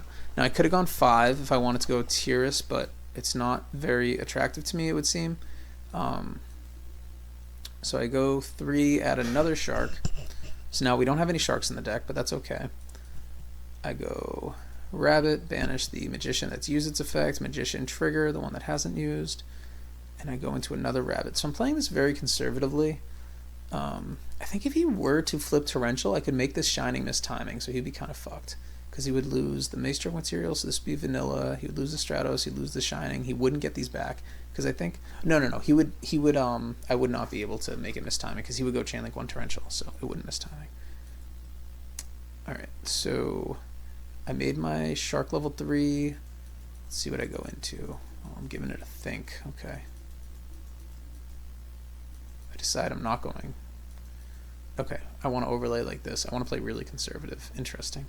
So I'm gonna go. Oh, you know what? It's because I wanted to go Silver Mountain. Yeah, I like Silver Mountain forcing a back row. I don't know if this is the best play. Technically, I could go Zen mains, but there's like no offensive pressure because the nice thing about Silver Mountain is like you really need to respond to it because Zen mains puts no pressure on him, but like Silver Mountain is gonna lock one back row and then I'm not gonna do anything, and next turn it's gonna lock another back row. So it's like very pressuring. Now, I could have.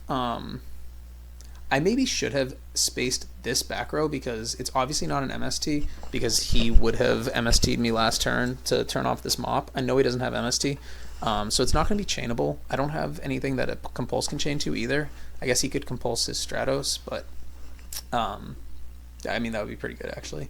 But yeah, maybe I should have spaced this back row, but I choose to just set it in case. Yeah, I don't know if I should have set it because I know he doesn't have a Space Typhoon. So I just set it. I just hit the new back row. It's a Gem Spark, so I could not have whiffed harder.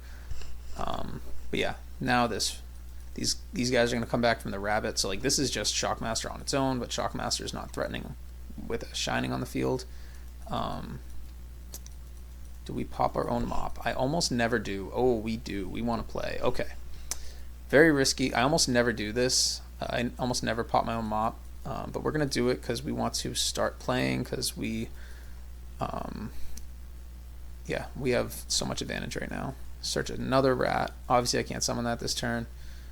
Ooh, and then I go Shark to 5, special summon the last Rat from the deck. Interesting. So then I'm going to go Pap. Is that even right? Oh, I'm thinking about, yep, dropping a Shark from the hand. Interesting. I don't remember what I do here at all. So this is so interesting because like these are like the cool boards to play through.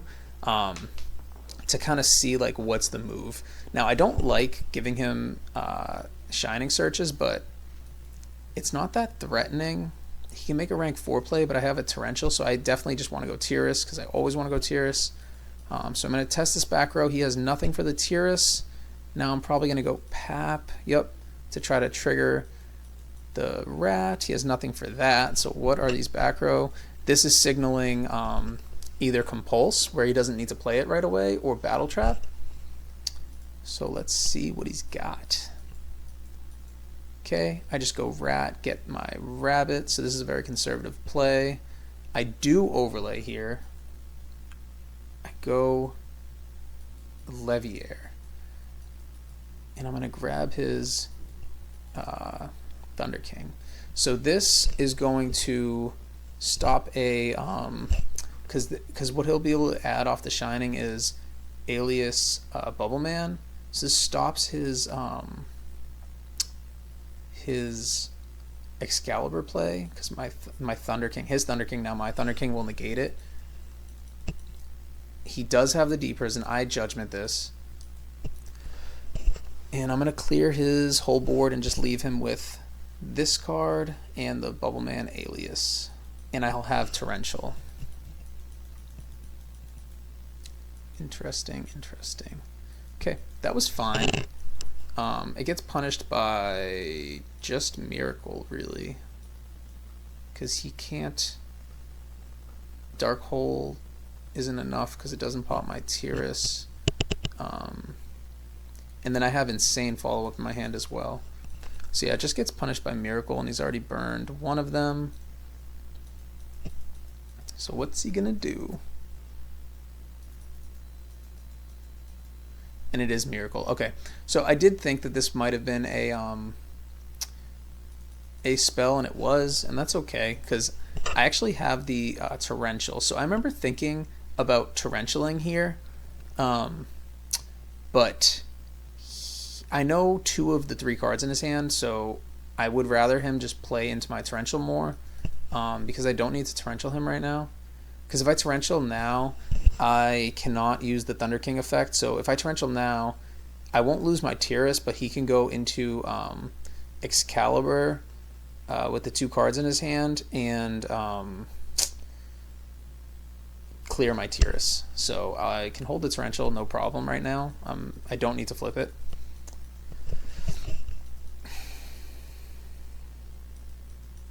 Okay, I'm telling him, like, take your time. So then he goes Alias, and then he sets. So now I know that this is not Gemspark. Probably. I guess I don't know that it's not Gemspark, but it's probably not. And now, right here, I 100% need to Torrential here. I don't Torrential because I forgot this is a water that boosts the absolute 0. So I don't Torrential because I'm like, I don't want to Torrential, and then because he can't clear my Tiras right now. I don't want this to be like Reborn right here, and then he reborns his Stratos and then searches his second Bubble Man. Oh, actually 2 Bubble Man are gone. So, man, there's really no reason not to Torrential here, because this deck usually plays 2 Bubble Man. But yeah, I forgot that this is a water that boosts his absolute 0, so I don't Torrential. And then he goes to the battle phase, and yeah, and I'm just like, oh my god, I forgot about that. Get fucked. So I take... Oh, I just do this so that I don't have to use my normal summon to Torrential him. So I Torrential. And then I just want to normal summon my Rat, but he has the Hero Blast. I have to bluff set my Factory. Hits me down to 150. I draw into Magician Shark, and then he compulses. And I'm just like, oh my god. Oh, again, I forgot that I can actually Shark here. Idiot, Phil. Idiot.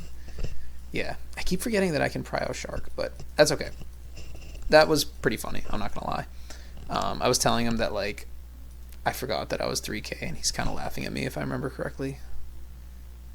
But yeah, I cannot believe I lost that one. Pretty crazy. I open a great hand, game 3, Factory, Rabbit. What is this, 4 fucking traps? Let's go. I mean, I can get blown out by Storm here, but you get... I mean, the Factory already replaced itself. Like, you can't set 1 in this format, especially into Bubble Beat. Like, and even if he Storms me, I do have 2 back row that are going to be good later in the game. Like, I want my summon stops down now. He summons the Thunder King Ryo. I tell him, get the fuck out of here with that. Get the Thunder King out of here.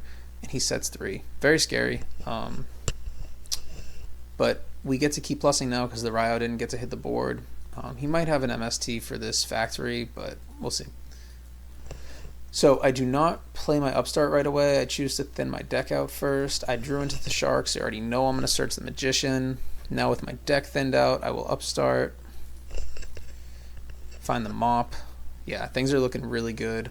Let's see, does he have the... So even if he did have the warning for the Magician, this Rabbit is going to keep giving me opportunities to make this play. So he has nothing here. So I'm looking great. I mean, we've seen this a couple matches before of me going Magician Shark into 3 back row. I'm probably not going to... Yeah, I go into the Rabbit. Yeah, I'm pretty... I try to be pretty safe.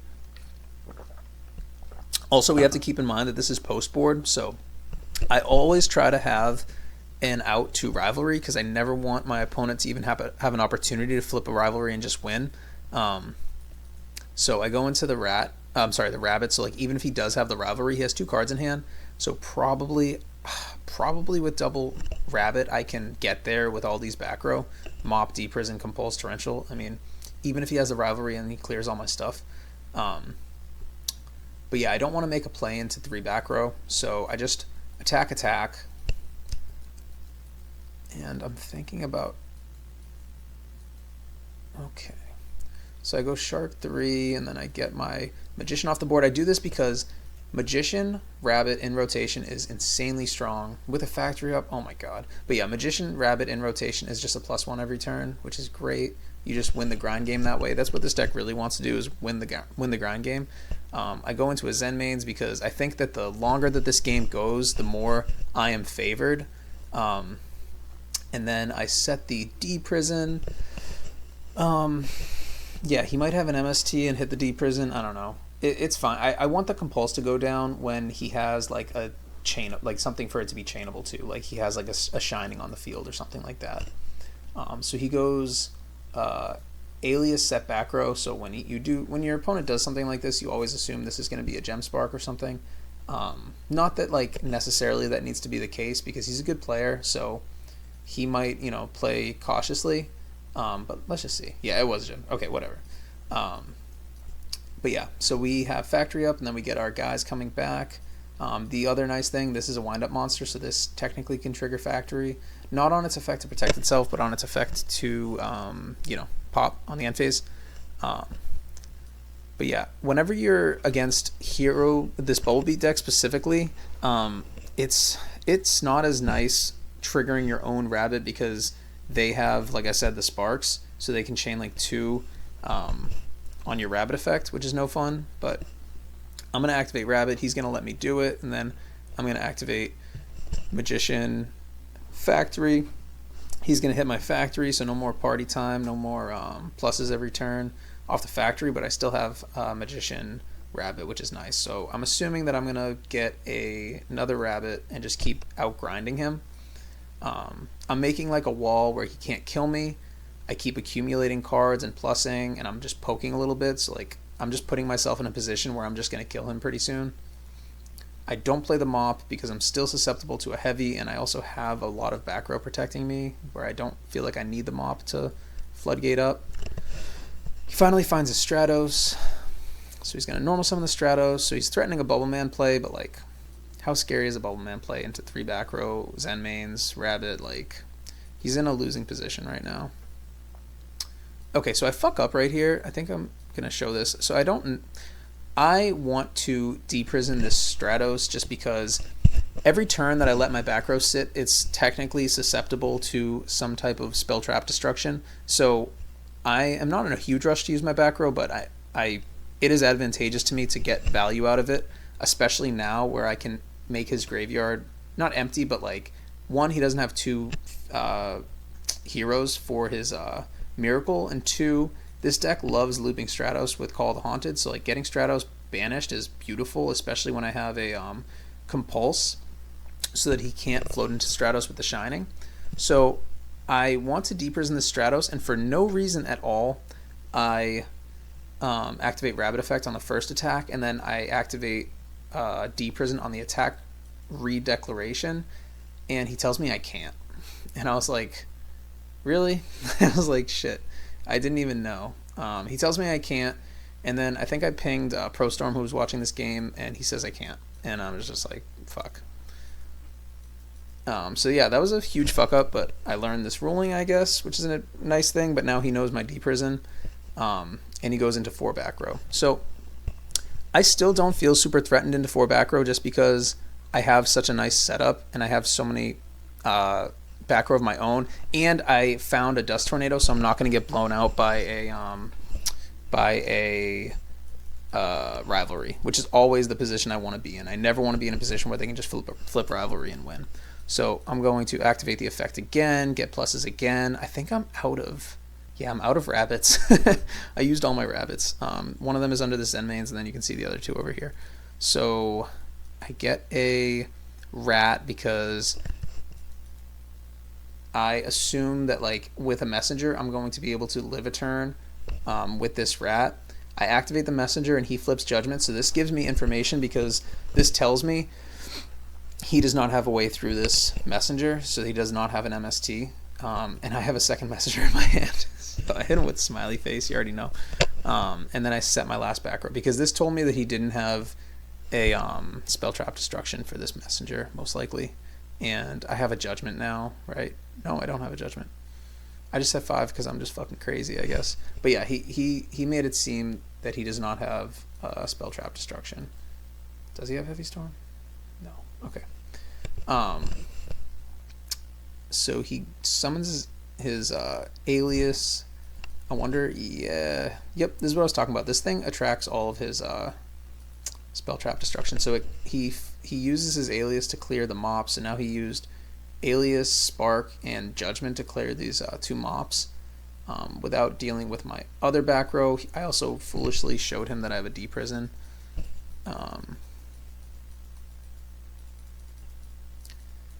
And he's not going to attack this rat because he knows I have a D prison. I get my rabbit, and now I can activate my rat. Then I start going crazy plus. It's really hard for him to come back from a position like this. We haven't even talked about the Zen mains on the field, and then I have 4 monsters, 4 back row, and 1 in hand. And I'm looping this rat with these rabbits. Am I about to loop the magician too? Oh my god, crazy. And then I'll probably make a I make a boat. So in this position, I usually make Soul of a Silver Mountain, but I choose to make a boat here. And he has the warning. I wonder if Soul of Silver Mountain is the better play here because I could just Soul, force a back row because he has 4 back row. Like he's probably going to use something. I could Soul and then next turn I know because I looped my rat that I'll be able to go boat and go crazy. But I don't know, whatever. I'm in such a winning position. I think that it's fine to start pushing to try to end the game. I do not even set the torrential because I already have 1 down and I don't need to lose too hard to heavy storm. Okay, he attacks my Zen main, so he tells me right here like I have a compulse. I have a compulse basically. So I know that he has a compulse when he declares an attack on my Zen mains. Technically, there's very little risk to him doing this as a bait. I've done this as a bait to opponents in the past. When they have a lot of back row to just bluff that I have something, for example, a lance in my hand or a book or something in other formats, and play through, clear one of their back row and start, getting in their head that I have something that I don't. But I know that he has a compulse in this situation because he knows that I have a D prison, so I expect that he would prefer to compulse my Zen mains, but he's going to compulse his Stratos in this situation, which is fine because this D prison was my least valuable trap because, like I said, he's a very good player and he knows that I have it. So that makes the card just inherently weaker when he knows that I have it, so he's able to play around it. But I still have 3 real back row plus 1 in my hand. He gets the plus off with the Stratos, but it's not enough. Like, it's not nearly enough. And I draw into a warning. Like, when you keep resolving your wind-up effects, your deck ends up being all your power spells and traps. So thinning my deck out like this has made all of my draws really strong. And then I play the upstarts again, like I said. So, yep. We're going to keep doing what this deck wants to do. Just grind advantage every turn. Get my rat back. If I want to, I can banish my... get my rabbit back. If I want to, I can banish my rat, but I don't know if it's even necessary. I think I'm thinking about just pushing for game at this point. Yeah, I just decide, you know what, there's very few back row that he can use to stop me because he needs D prison for both of these. Because I am going to do something kind of stupid, and I am going to battle step compulse because he needs like really specific cards to even survive this turn, let alone like somehow win this game through like all of my back row and my like looping advantage. Like what can he do? He would need like Call of the Haunted to get Alias. Like there's really very little he can do. I'm just going to Battle Step Compulse. And yeah, what does he have? Compulse of his own. Oh, did I already attack? Oh, I'm sorry. I was gonna Battle Step Compulse. I Battle Step Compulse and send back his Stratos instead of clearing the Stratos and then attacking for 1500 because this wouldn't get through one back row like a Compulse that he has, but he would need 2 to survive. So yeah, this basic and Mirror Force isn't enough. He would literally need like D Prison Compulse to survive or Call the Haunted. But yeah, I'm willing to risk that to just end the game right there, and I do. So I win that one. I should have won game 1, but that's okay. We get another rep against a good player, like I said, so we go into game 3. I open Factory, Judgment, Space. Those are all good. Snowman Eater, you really want to see early to clear a turn 1 Thunder King that they like to summon, and then I draw into another space. That's also really nice. So if I had 1 space, I like to hold it, but with 2 space, yeah, I'm going to set 1 to kind of protect my Judgment and then punish a blind space. He sets another one, and I do not blind space because, first of all, his first back row, let's remember they're in position 2 and 3, this one and this one. That's when he wants to get things like Torrential Warning down. So hitting his third back row, it's less likely that it's one of his more powerful traps. I don't want to flip them because I don't like knowing the answer when I'm going through these. I prefer to, because I don't remember this match at all, hardly. But yeah, I don't want to blind space because, one, the space is really meant for rivalry. He could also draw multiple rivalry, so I really want this for rivalry. And I don't have an offensive play with a Snowman Eater. I like having a card that he could go neg if he were to just Space Typhoon to try to push for game on it. So I don't flip the MST. I don't even set another back row because I could get punished if he has if he was setting bluffs and then he flips a heavy or something. I just choose not to set a Torrential, especially while I have a Snowman Eater on the field. I'm not really excited to play a Torrential. I rather would just get value out of this Snowman Eater. And then I don't even need the Snowman Eater to hit a Thunder King because I have the Torrential for it as well. So he's going to get his plus with the Strato Search, and then he doesn't even attack my Snowman Eater because he's a good player. He knows it probably is just a Snowman Eater. It could be a Magician, but I think that would be a pretty suspect set into a deck that plays, access. Let's say 8 pieces of access to like a 1900 monster if you count like the three Alias, 2 E-Call, Rhoda, 2 Thunder Kings. So what is that, 9? I don't know. Like very high probability of getting to a 1900 attack monster. And then bam, he goes heavy 4 for 4. Interesting. So I think about this, and him heavying means he can probably kill me right now through a Snowman Eater. He also could chain like a Compulse on this and just, dude, this deck is crazy. Like it just kills out of nowhere. So I say, you know what? No, we're not going to do that. I give this a little bit of a think. I really don't want to Judgment this, huh? I flipped the wrong one. That's funny. How long was I thinking about this? Because it's not good to. It's better to know if you're gonna play a Heavy Storm or a Solemn Judgment into a Heavy Storm, because that's always something you're thinking about when you set multiple back row. So I should have already decided beforehand if I was going to flip a 6852. Damn, I gave him 30 seconds of think. Yeah, I should have known already if I was going to flip the Heavy Storm, so it's not a good look to think this long on the Heavy Storm, because he knows I have Judgment, but I'm going to flip it anyways. But then I show him the Torrential too, like a dumbass. So now there's another game where he knows information about my back row. Yeah, whatever. And then also another thing, this deck is it's really great to get this practice in with these multi-days, because I can't be taking 70 minutes in a match.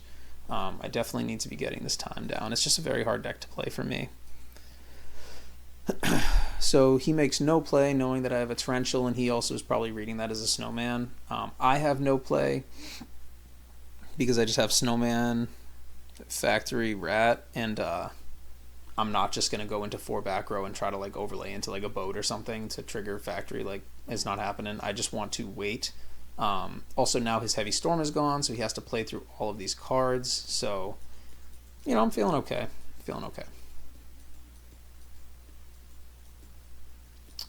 And now we're playing the set 5 game, and I decided to end phase space. This is pretty weird, but I must do it because I don't want... I know I might have to play a back row if I draw into like an upstart or a wind-up monster, and I have to activate my factory, so I cannot have my back row clogged, sadly. We draw into another factory. Normally pretty welcome, but I set it there. Maybe that's not the right play. I do always think, like, was that necessary when I'm setting bluffs? But you do have to do it sometimes. I don't know if I had to do it there, especially because he already knows where my torrential is, and now I draw into another piece of back row removal. And I can't set it because I set this factory, so we get punished for the bluff set factory right there. He sets another one, and then I draw into a storm. Now, if I wanted to, I could storm, because I do have a space down here. I could even like flip snowman torrential or something. But there's no reason to storm because I don't have a play. But again, I get punished by setting this factory because I drew into a storm, so now I have to storm my own factory. I have another factory, but like, you know. So he blind spaces. Maybe he's in the same position where he wants to set more back row. I just make him burn his normal summon. Don't torrential on this because I don't want him to chain the gem spark.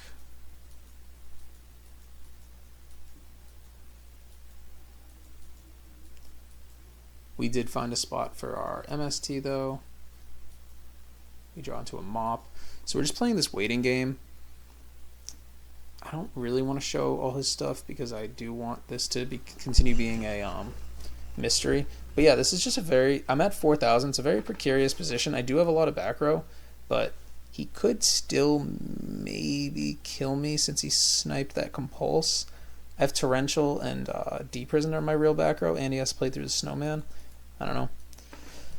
He could also technically go into a shockmaster. Looks like he's going to end phase, hit my snowman eater. He's been playing around the snowman eater the whole game. He's just going to poke in for 18. I'm thinking about... I know there's a possibility I flip my heavy storm. I play my heavy storm next turn, so I do want to just play my back row. This is always a great target for deprison. So I deprison his Stratos. And I'm literally like one card away from being able to just kill with this heavy storm. And yeah, I play this deprison knowing I might storm next turn. And bam, shark, that's game. So I know that this is game because I know this deck doesn't play any bullshit like Gores and shit like that. I don't care about a Max C because I know it doesn't play Valor and shit like that because it needs to be able to go for the Bubble Man. So this is just game. Finally, I drew into the card I needed, and this is just going to be game. What did he have? Double Rivalry, Dust, Torrential Bottomless. Yeah, he had all the good stuff. He didn't have Warning, but like Double Rivalry. And then what is his hand? Third Rivalry? Oh my god. Reborn, Miracle Fusion. Yeah, he had the good stuff. I don't know if he probably can't make a play through. I wonder if he could have gone for lethal. He's probably not. I'm at 4,000. He knows I have torrential. He could definitely. I wonder if he could have killed me because he could have baited out my torrential. I would have to torrential as soon as because I have the deprison. So I can deprison over his like Blade Armor Ninja or something like that. But Excalibur is 4,000 on his own. So if he threatens, but I have the Snowman. Snowman Eater is just so good because he would need a monster to clear the Snowman Eater, a lethal threat, and a lethal threat. Because if he cleared the Snowman Eater with something, I could kill his Excalibur, the 4,000 attacker, with the Snowman Eater as it goes down, and then he needs... I guess he could even have that because he could Reborn Stratos and then... He could normal summon the Alias, set his hand, special... Oh, he couldn't set his hand. He couldn't set his hand to get a Bubbleman playoff because... That's interesting, actually, because I don't play this deck, so I don't see these situations. He had no way to set his hand, so no way to ever summon the Bubbleman because I just played this slow game. But yeah, we'll just go through how this is lethal. This right here is Zen Mighty. and plus a shark in hand. So this is lethal because he has a banished monster. I think it might even be lethal if I have a... Oh, I don't even have a wind up in the grave. But yeah, it is... This is Magician Shark, because I have my Zen Mighty.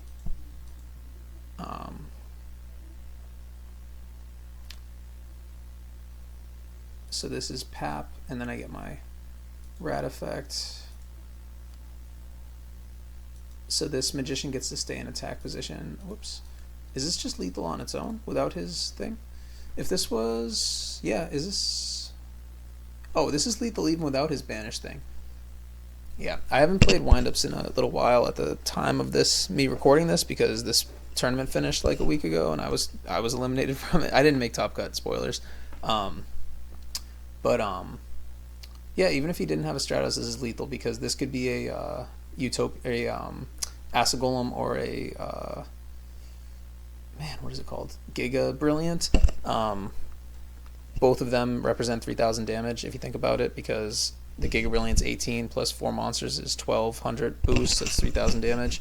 So that's 3,000. These guys are 3,000, so that's 6,000. This is 21. This is 8,100 on its own. But then, yeah, I didn't want to think about it, so I just take his Stratos as well, so this is way more. I also technically could have played Upstart because I do play Upstart, but yeah, we win that, which is nice. So yeah, that was round 6. That was the end of the tournament. Okay, so because I only was able to cover 4 rounds that I was able to play in the last month or multi-day, I figured I would throw on some more replays that have wind-up matches in them, some wind-up player featured on them. I'm going to cover the names of the players just because this isn't really about like calling someone out for like making a mistake. Not that I'm saying like any of these are like blatant mistakes, but it's not meant to be like a critique of any specific player. So I'm just going to cover their names. I'm going to do it with the Palestinian flag as like a shout out to Keegan, since I never would have gotten into Retro Yu-Gi-Oh! If it wasn't for the first video that I had clicked on having a Palestinian flag on it, and I was like, oh my god, this is so cool. Like I hadn't, like, why is there a Palestinian flag on this YouTube video about Yu-Gi-Oh! Something that's very important to me. So yeah, had it not been for that, I never even would have gotten into this. So anyways, we have a turn 1 full pass. I'm showing both hands just because this is just a quick one I wanted to show, just because this is like a missed lethal, and I just wanted to show how this is lethal. Not that this is going to come up all the time, because this is a crazy hand. Like, he has Magician Shark, but he also has double factory. So this is important that he misses lethal, because he only plays one of his factories and then he just goes into the shock line.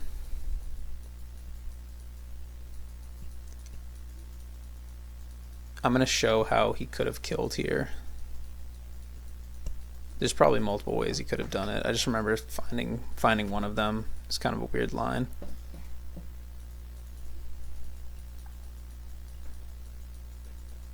So yeah, this is just a typical shock line, which, like, he knows he's up against Chaos Dragons, I'm pretty sure.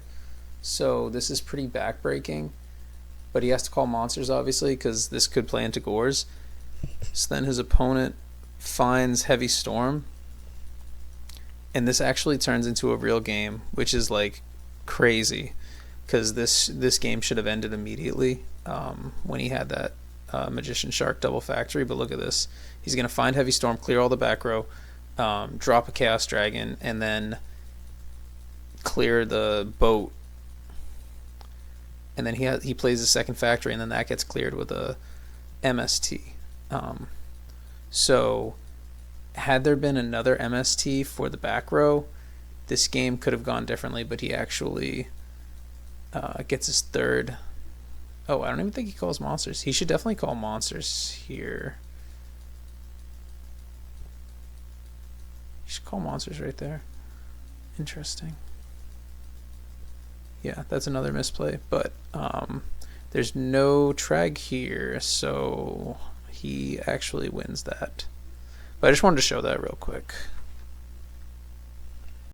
All right, here's an OTK line with double factory magician shark, which is like a god hand, but you know, it happened in the replay that I was watching. So mad shark, we'll do chain link 1, chain link 2, chain link 3, so that you get your sharks in your hand.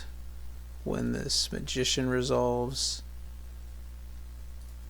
so then you can go bam, special the shark, and then this one will trigger, and then you can special the last level 4. So now these ones have been activated, so we'll just use them.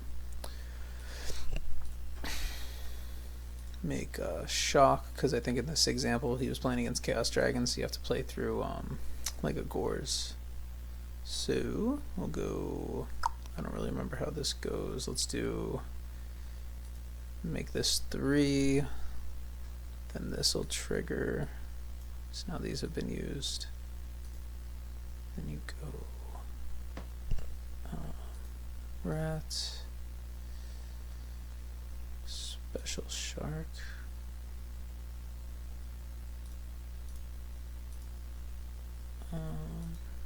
pap, I think, I can't remember.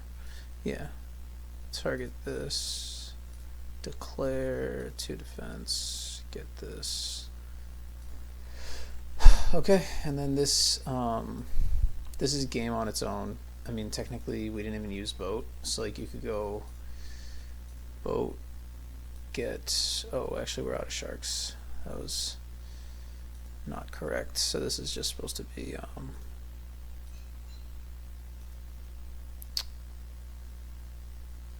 this is just supposed to be Giga Brilliant. That's game. This is 24, 21, 26, 18, yeah. Okay, so this is going to be another missed lethal from a wind-up mirror, actually, between two really strong wind-up players.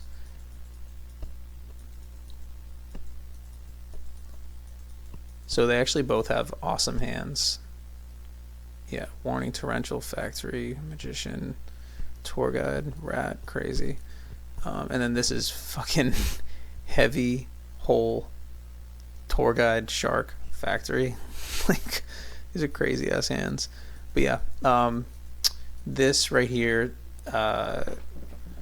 this Tour Guide walks, no Veiler. I don't even think this player plays Veiler. I don't want to say anyone's names. But yeah, this boat Factory with shark in hand, this should be game right here. So yeah, I'm just gonna show he searches rat because he isn't gonna kill this turn. I think he ends up winning this game, but this game should have ended right here. He's in such a winning position, but he didn't Shockmaster, so he could still get Dark Hold. Technically, he's giving his opponent a chance to draw.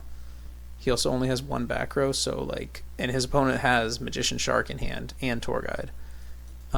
So he for sure could have gotten hurt right here with like Dark Hole Heavy, Reborn, any of that kind of stuff.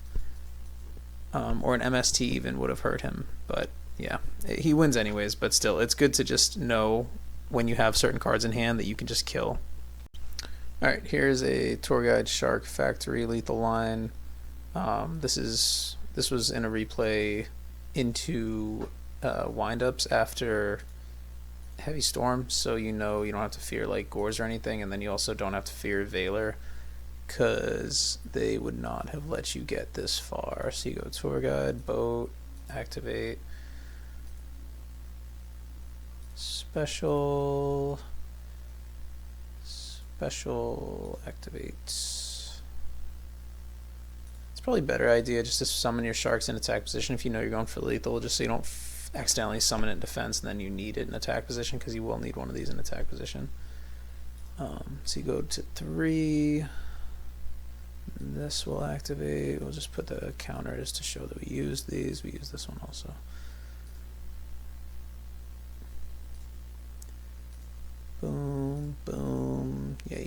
needs to be a 4 because you want to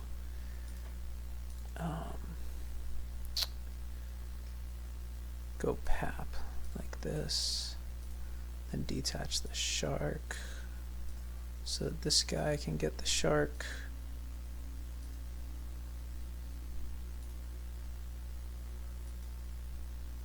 And then this is lethal.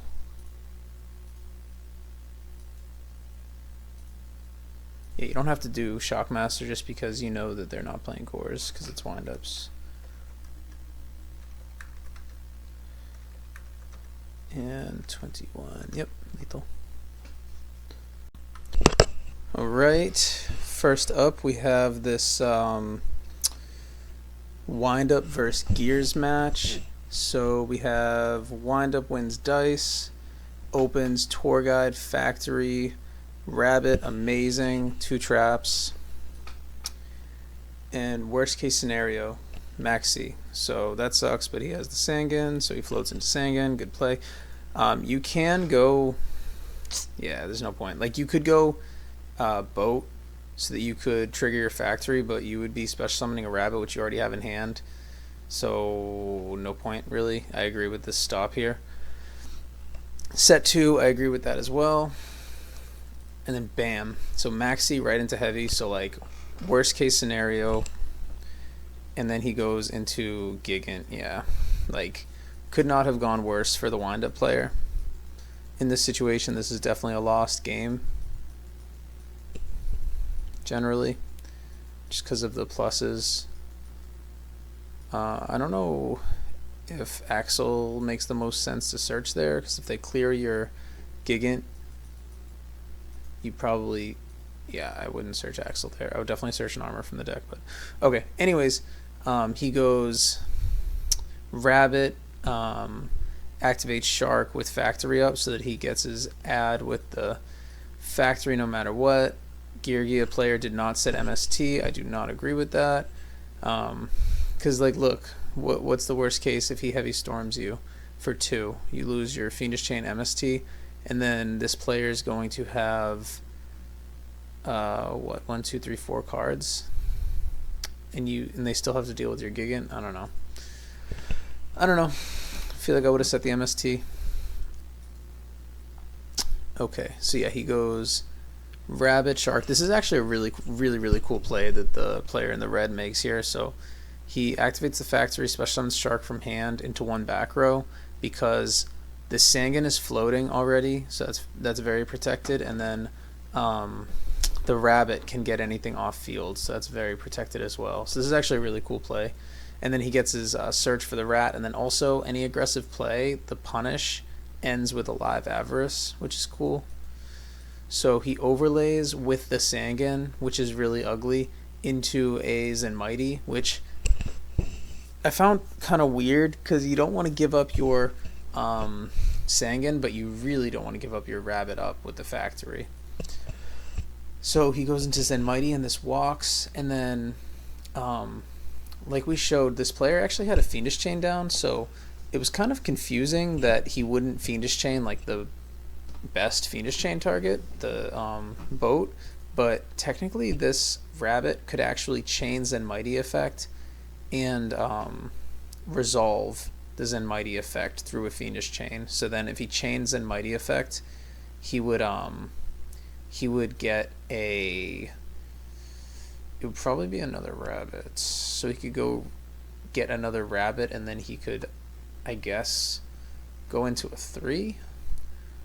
Or it would be a Magician, but this one's effect is already used, so it's kind of a bad situation. So yeah, I don't know, I would probably flip the Fiendish Chain there. But he goes and grabs a rat, which is nice. Oops. And this is nice just because you're burning more monsters. You're putting more monsters on board, but you're also burning more monsters, so your Avarice is going to go live quickly. And then he banishes the rat with the Rabbit effect, which is just money. And then this is what I don't agree with. So he goes into a Levier. I don't agree with this because what is the point? Like, you have your like your rat floating so that it comes back without you normal summoning is so powerful. It's any three or crazy plays if you had a. I mean, you don't have a magician, but if you have a magician, it makes crazy stuff happen. But you also do have a rabbit, so like that's just plussing every turn with a factory up. Oof, crazy. So I don't agree with going Levier here. I think that he should have summoned the. I think he was trying to clear the Giano that comes out of this Gigant. So if that's the case, you just have to summon this boat in attack position. I don't like summoning boat in attack position, but you could have just gone into like Tempo to guaranteed clear this material, or you could go into a Levier to crash. Nah, you would probably go Leviathan. I'm sorry, not Levier. I meant Zenmaines. You probably just go Leviathan, and then you can hit this, and then clear the Giano. But it's probably a battle trap if it's been held this long, because it's not an MST. But it actually was a Fiendish Chain, so it didn't matter. But yeah, I don't really like this Levier here. I would prefer to have the rat floating, but fortunately for him, his opponent actually denies the Levier effect, so this rat will be floating. So he gets to resolve another Gigant, and he actually, this is a wind-up video, but I do enjoy some gears personally. So he actually has lethal here. I don't know if you guys can see it, but assuming he has Pap in the extra deck, he can go Reborn, Arsenal, Special Axle, so his field is Arsenal, Axle, Gigant. And then he can go Arsenal, Axle over each other into another Gigant, detach, search another Axle, and then he can go Axle over each other into a Pap. So then it would be Gigant, Pap. And then he can normal summon his MK2 special Giano, overlay into like whatever. I mean, I think it's lethal no matter what he overlays into. He can overlay into like Acid Golem or Leviathan or whatever. I think it's going to be a ton of damage because it would be Gigant, Pap. So the Pap going into this is what? 1200? Because I think it burns 600, so it's like 900 into 21, so it's like 1200 damage. 500 with the GGX, so that's 17. 23 with a GGX, so that's 4,000. And then he's at 27, so this would have to be an Acid Golem. But yeah, he has lethal right here. I don't think he sees it though. Yeah. He just goes... I don't even understand... Like, I don't understand the point of getting an Axle here. What does the Axle do for you in your hand? And then you don't use your Reborn. I don't think it's getting any better. I don't know. Oh, he could even... No, he can't.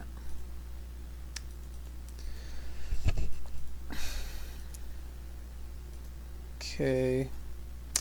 So, Windup is still not in a good position. I mean, Tempo is actually super annoying for Windups to deal with. And then this is threatening.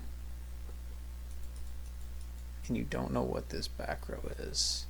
It's just a space. Yep. Okay. So the space clears the factory, but this is a big problem. I think you do have to overlay or else you will die. So you just want to get bigger than... but this Tempo, man. This is crazy just because... Oh, but this is why I was saying, like, having the rat floating is so crazy. So he didn't have to use his normal summon to do this. That's why I didn't agree with the Levier play. I think he's lucky that his opponent Fiendish chained the Levier. Yeah, so he has the Live Avarice, which is not a problem because this rat is not going to be dead because you can just go back into your boat. So he can go boat, he can overlay into his boat, detach the rabbit, special summon. He could get a magician, and then he could go, he'd have boat, magician, rat, activate rat effect, get rabbit, and then magician can go and get another magician. Yeah, that's what I would do. Summons his boat in defense position. That's fine. Gets magician. Rat. Boom, boom, boom. Yup. Okay. This magician should trigger now.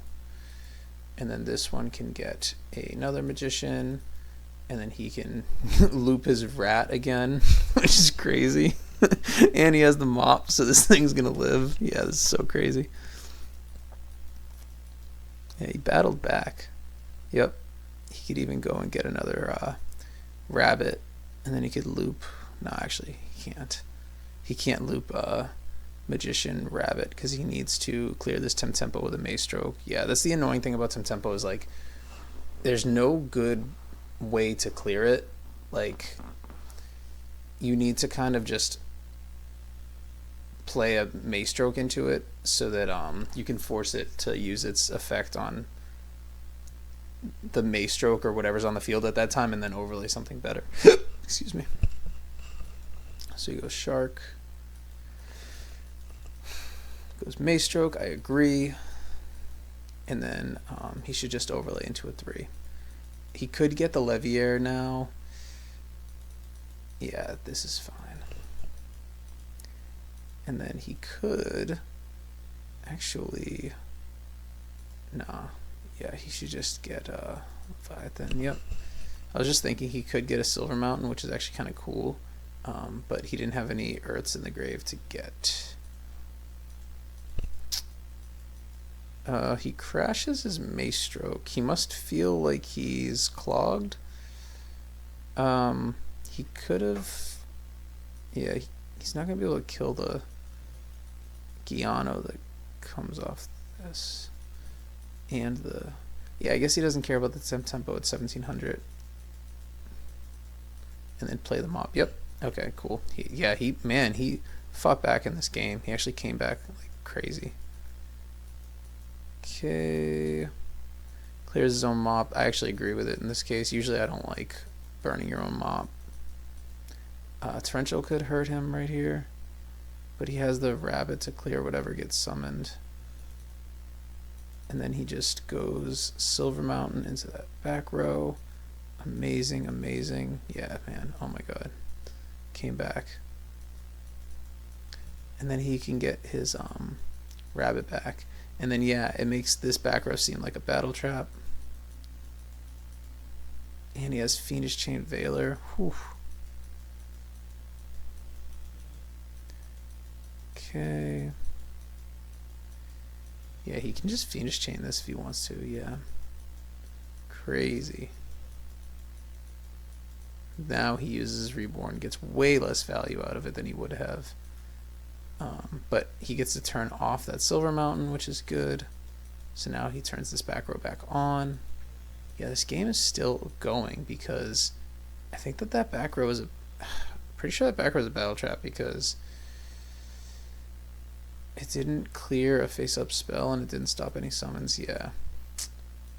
Yep. So he doesn't necessarily win from this position.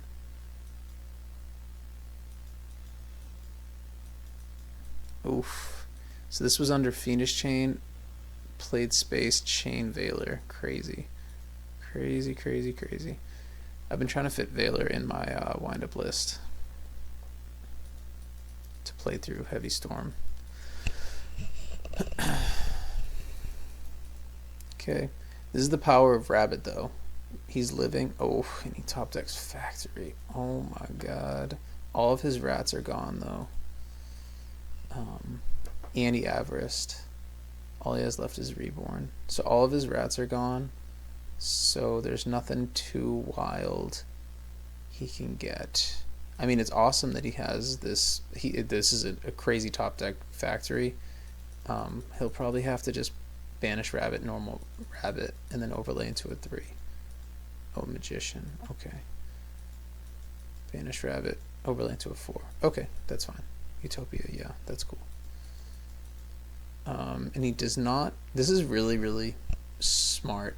He does not kill the GGX because he does not want to let it float into the Guiano and then go to his opponent's turn where he can activate Guiano effect. He wants to clear the thing it floats into. Very, very smart. Ooh. Well, he could have used... Nah, he can't, actually. I was going to say he could have used Utopia Effect to stop that, but he has 2 GGXs. Okay, so he wasn't able to stop it. Okay, is he out of rabbits? No, he has another rabbit.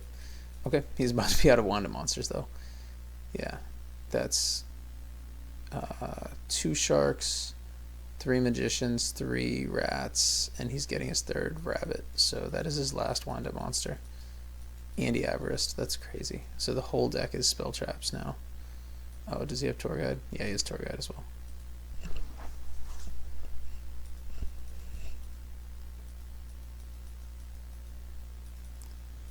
Okay, looks like he changed his mind. That would have been a misplay otherwise, but yeah, he just lets it go. Okay, and then I don't even know if you needed to... I guess you don't want to lose to Judgment. Yeah, it's fine to Valor there. And now we're just going to go Rabbit Beatdown.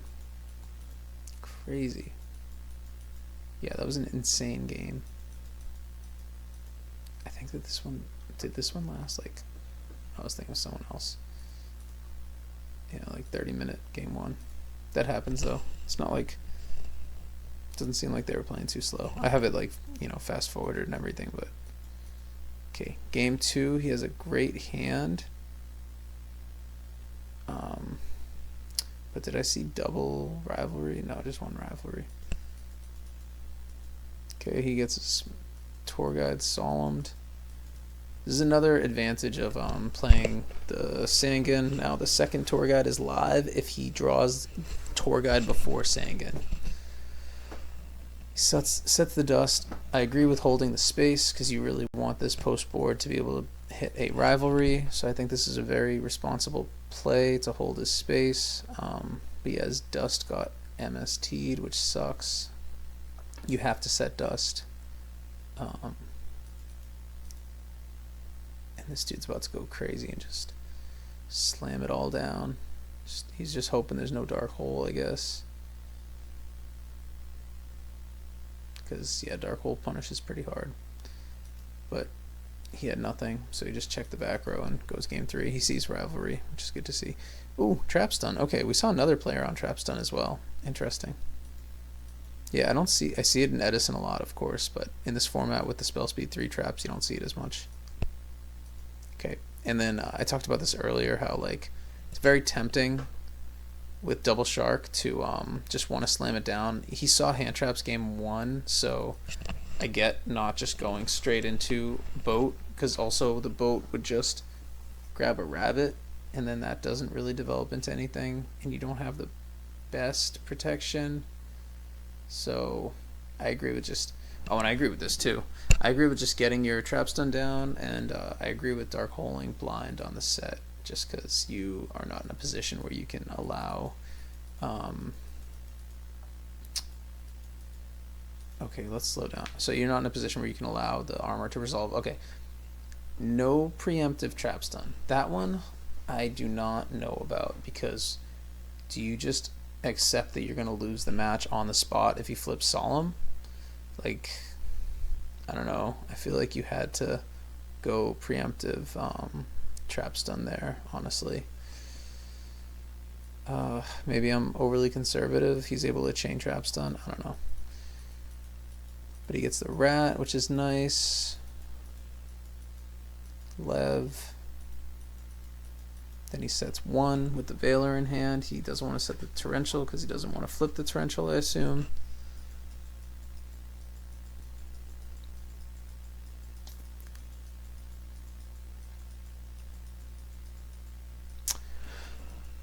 And then bang. Wow. You don't really think of Blackhorn as being like the strongest card into Gears, so it's very interesting that it just gets there for him. And he plays he forgot about the Fiendish Chain, but it doesn't matter, he has Heavy Storm, and that's just game. Yeah, pretty crazy game 1. Game 2, 3 is a little bit, you know, whatever, but crazy game 1. Alright, we have another Wind Up versus Gears match, another important matchup to kind of nail down. So we have windups, losing dice, open 3 normal summons, open rabbit tour guide. So I think it's fine to hold the shark. Ooh, open magician shark. Hold up. Okay. Yeah, I was gonna say I would be fine holding the magician to draw into a shark, but we open magician shark, so yeah. I think that this is round 2, so he knows he's up against gears. So he knows that this is possibly an armor. So yeah, we just do the thing. Yep, this is correct. Okay. Good luck. The opponent has the inherent special summon, which you can do under shock, but we got the D prisons. That was, yep, that was just a magician shark game. Okay, and then we see we're on upstarts, which I like. I'm not like a duality hater or anything. I've just been kind of leaning towards the upstarts lately. The opponent opens 3 with an armor, so we can just kind of see what we're going to find with this duality. Find an MST. Now, post board, I like to hold my MST to try to chain it to a rivalry, because I don't want to just lose to a rivalry. And then we go normal summon rabbit. So we have tour guide, rabbit, magician, similarly to last game, that are normal summons. We have no shark though. I like going normal summon rabbit because it threatens, if you have a factory, they really need to solemn warning it so you don't get started, and then it turns on your rat. And it's also the weaker normal summon between rabbit and tour guide, so I'd rather lead with my weaker normal summon into 3 back row that might get stopped. But he actually had no summon stop, or maybe he's holding it. Maybe he has a blackhorn post board, we don't know. But yeah, he just decides he's going to put us on a clock. Hits us for whatever, 32. And then here, I think he goes, okay, this is nice, this is fine. He goes into his GGX to float.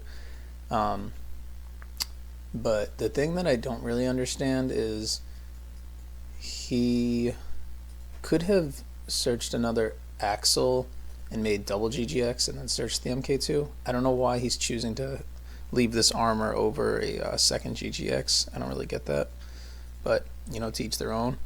And then bam, we find heavy. Crazy.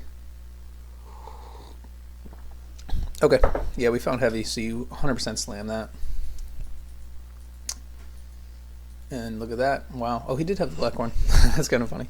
And the rivalry. That's pretty funny.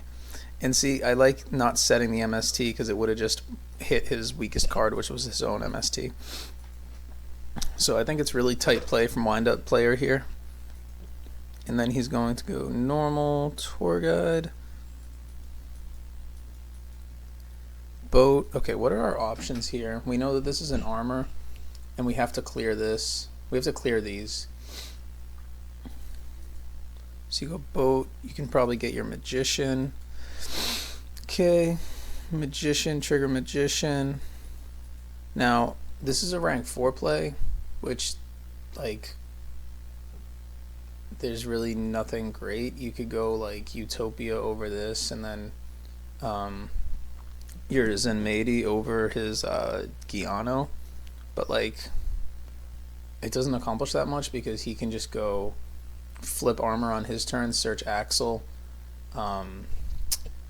special Axel, special. He could special his own Mace Stroke. Actually, I think Utopia has 2,000 defense, so that's actually not that great. But he could special his own Mace Stroke and clear ours and Zenmaidi. But oh, he has he searched MK2, so he can just go into Tempo, which is like a house for windups to deal with. But yeah, we're not in a great position, so I think what this player ends up doing is burning his Reborn to try to go into a Shockmaster. So this is a weird Shockmaster play, just because it burns the best card in your deck, Reborn. Like, Reborn makes everything crazy. And it's not the biggest card on the field, so you almost never go Shockmaster if it's not going to be the biggest card on the field. But he just does not want to allow any monster effects next turn. He just wants to, like, skip his opponent's turn. And then we go set MST. I don't know if I would set MST there. I think I'm still holding for rivalry he lost one of his MSTs, but like, is he really going to respect back row that much? Maybe, because he can't activate his MK2 effect.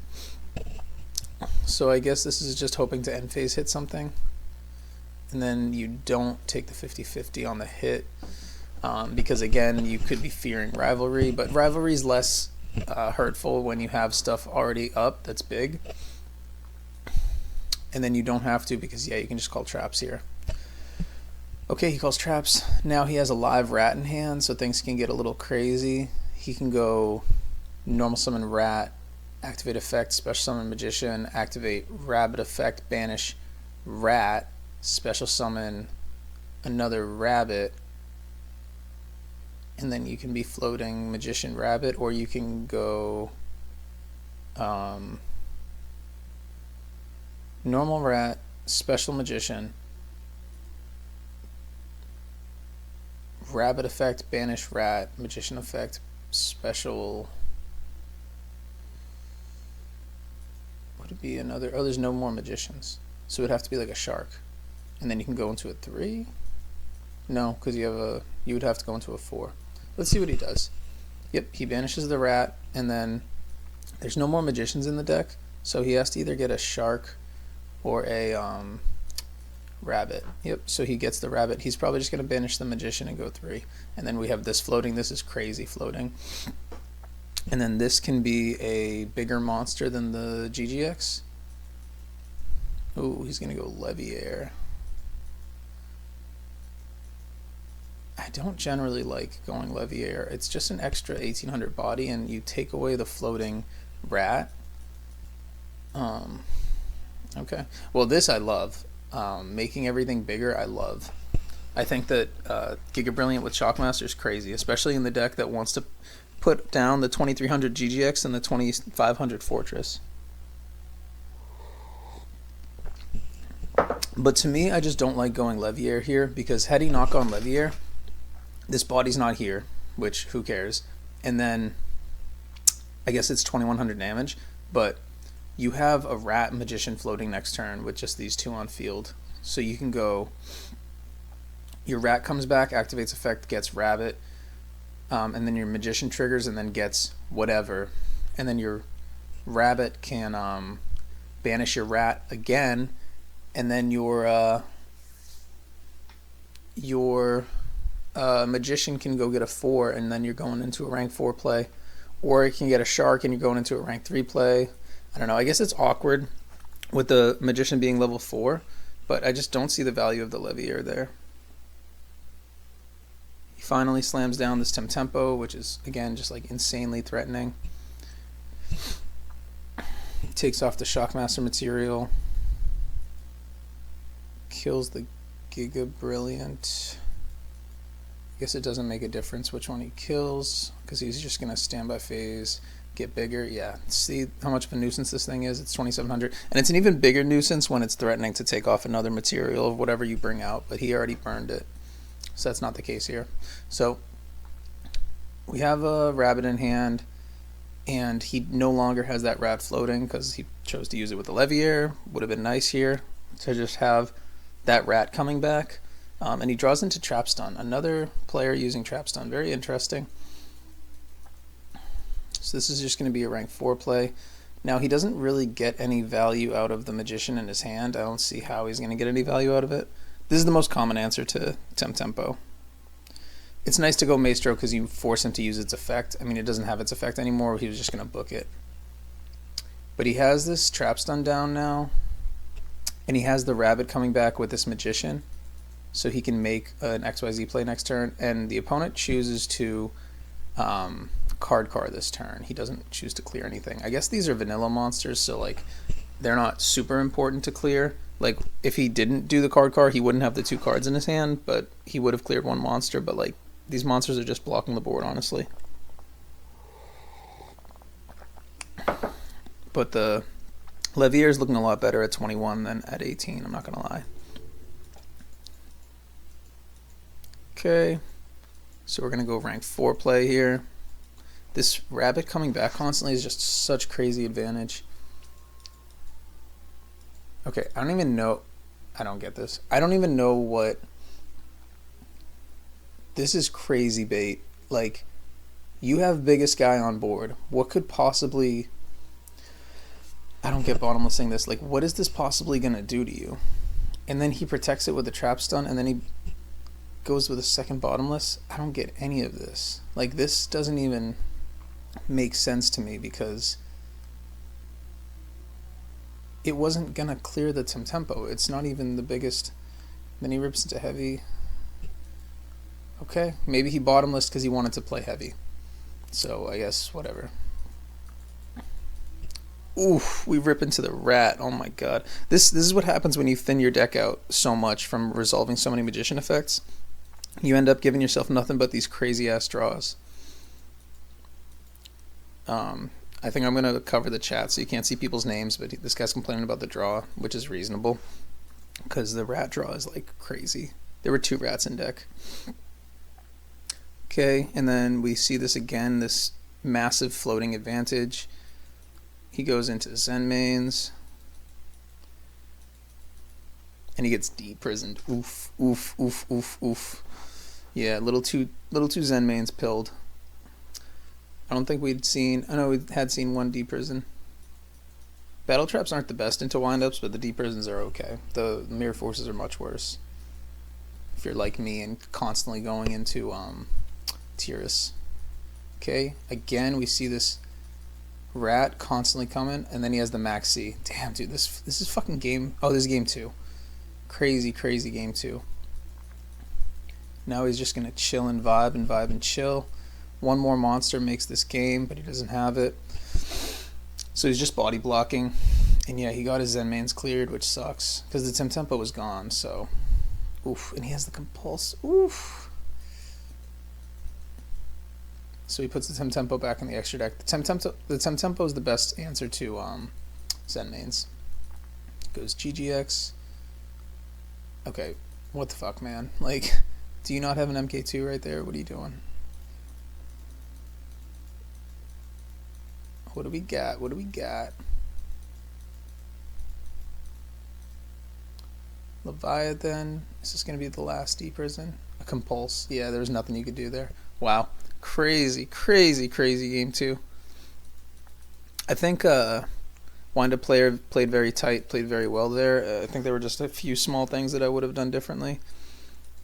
Okay, we open with the rabbit. Again, this is just making your turn 2 amazing because you open double rat, so you're not threatened with your wind-ups getting banished in this format, especially not rabbit, because the only way they get banished is with deprison, but rabbit can't be deprisoned. And rabbit can't be bottomless. So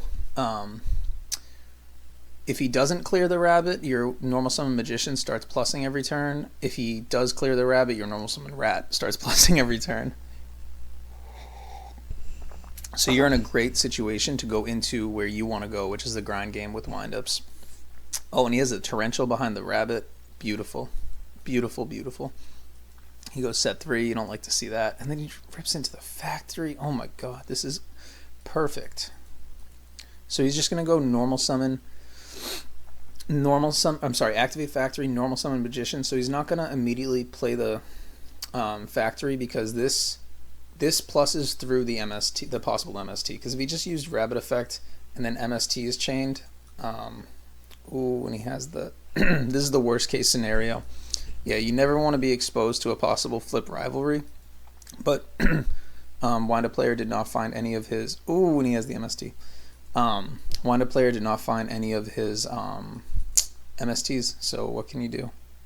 Okay, we have bottomless torrential. Now this is a situation you find yourself in all the time where you have your torrential down and they have their armor. There's like literally no point in torrentialing an armor flip summon because they can just search an arsenal, which can then just turn into an armor. I guess it can't in this case because you have the bottomless, but you would be trading bottomless torrential for this armor. You just have to wait and hit the GGX that they want to bring out. That's what's tough because yeah, he can just flip it and then flip it back down and start grinding advantage like that. He was able to get an Axle for free right there. Okay, so in the standby phase, he's not able to special summon the magician, so it goes to graveyard. We have no clear for this rivalry. So now we're just hoping and praying to not get killed. He's holding a torrential. And obviously this guy's not going to storm himself because he has perfect setup right now. So he has to either snipe the torrential or play through it. So he goes into the GGX. We know that he has another Axle in hand that he searched off of that armor, I believe. It was another Axle. So that armor got 2 searches off, and now it's going to bait a back row. I think you bottomless here. Oh, torrential. Okay. I don't know why you torrential there. I guess, yeah, I would have held my torrential. Maybe he's holding this bottomless for either a fortress so that it can't keep recurring. Not that this deck really recurs for it's not a Machina deck, it just has a small package.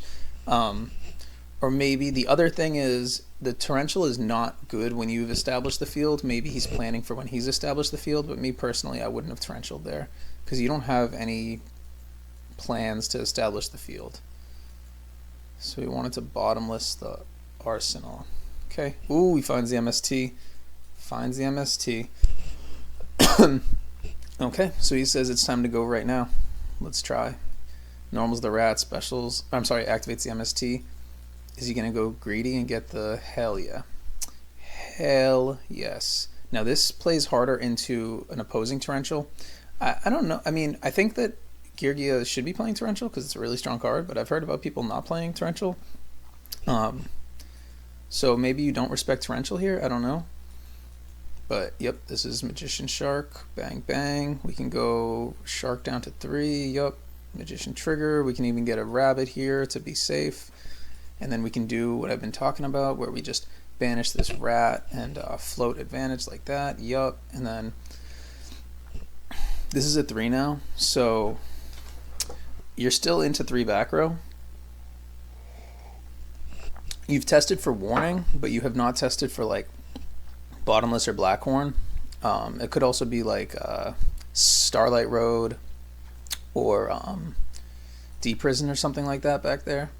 I don't want to give us the answers. We'll check later. We'll just say that we're thinking that there's cards like, and there could be Compulse there too.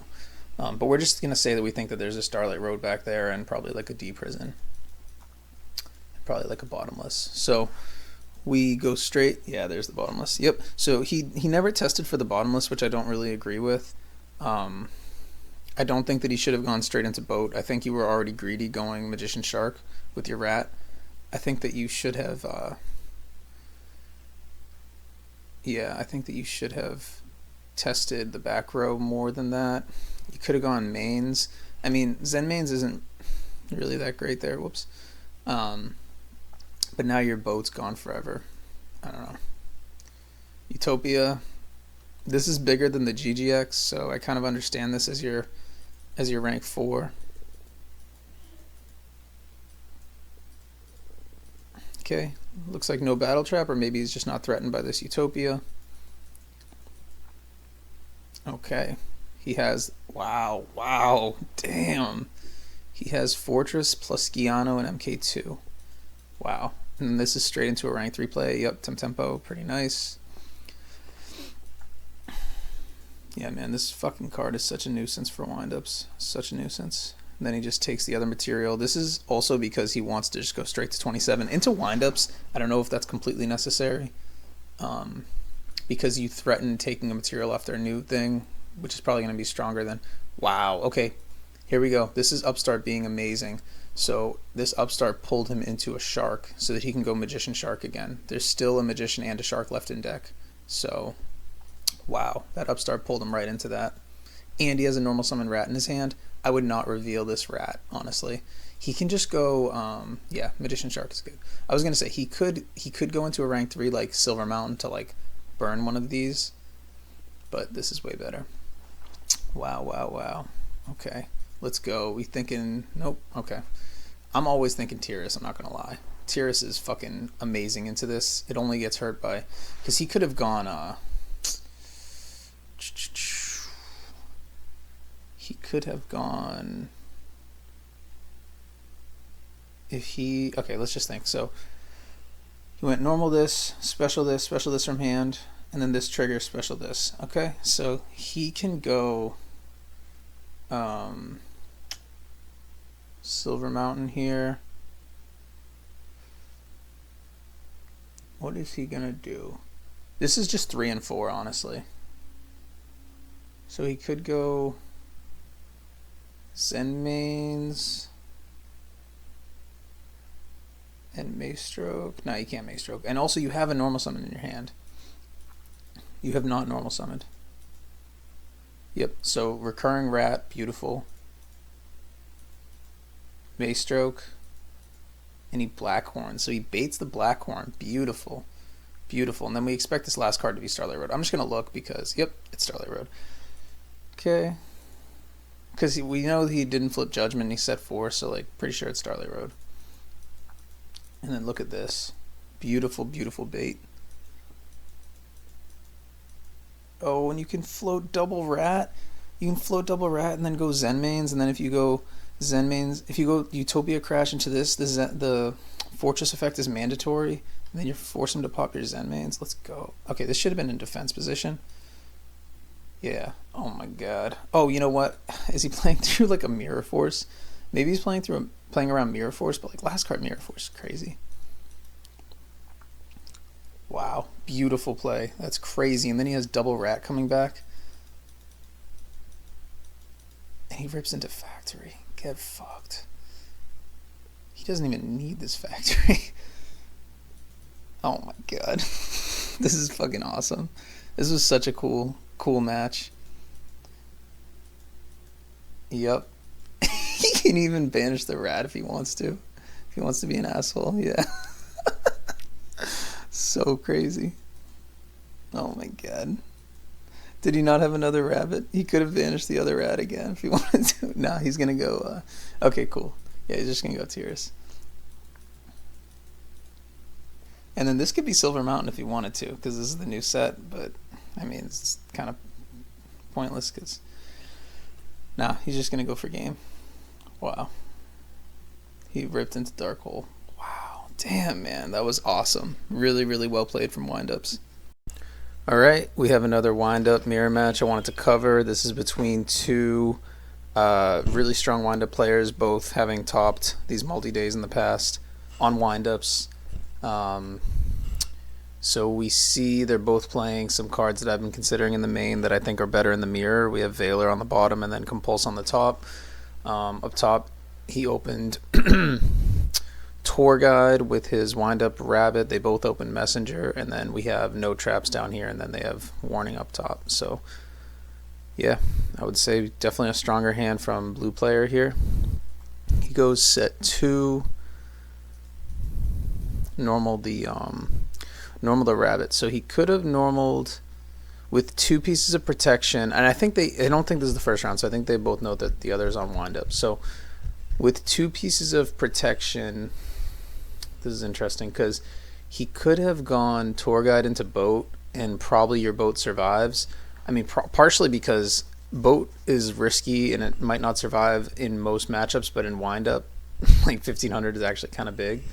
But yeah, he could have gone normal summon Tour Guide, but he goes with the safer normal summon Rabbit. And then Messenger comes down over here, which is the only defense that red player has. Okay. So I would think now you'd okay. Yeah, I would think that you'd probably Tour Guide now. Oh, and I definitely don't attack.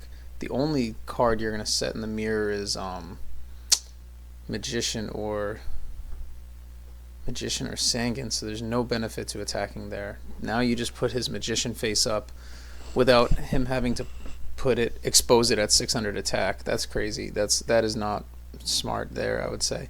But yeah, I also feel like he should have normal summoned the Tour Guide, because you go normal summon Tour Guide, special Tour Guide, go Boat, activate Boat, and then detach special Magician.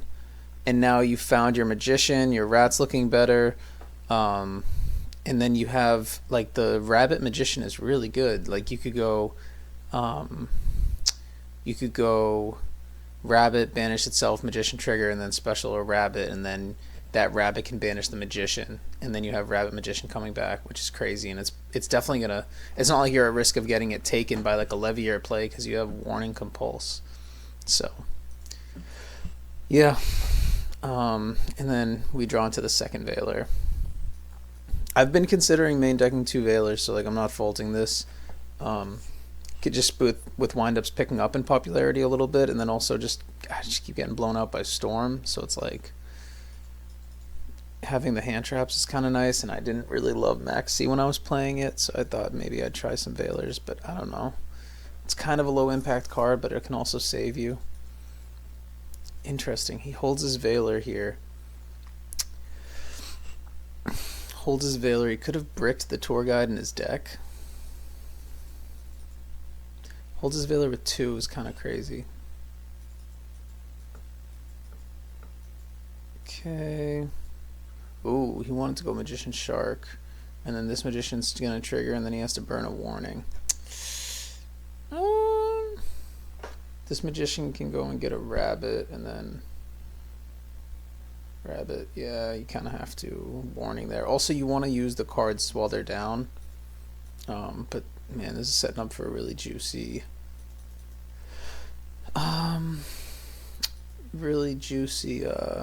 Dark Hole.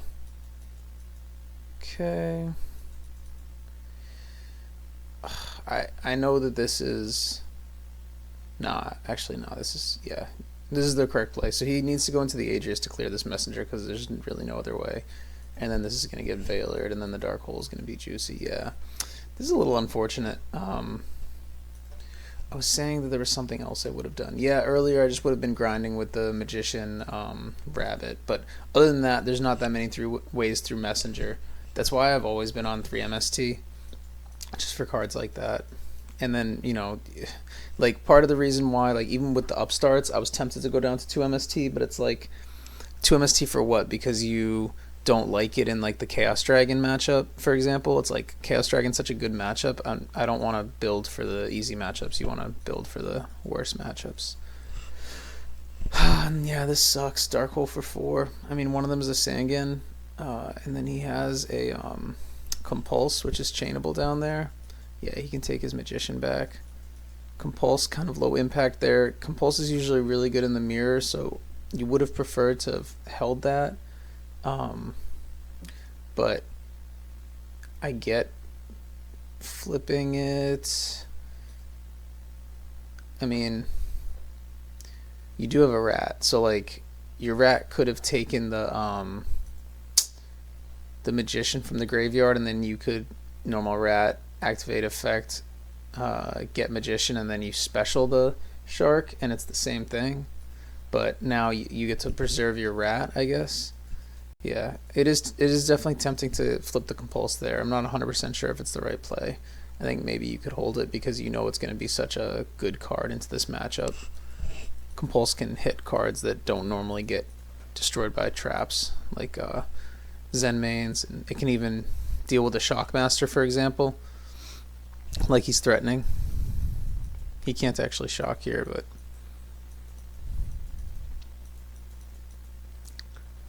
so he just wants to take the board a little bit. He'll probably banish the Magician, go 3.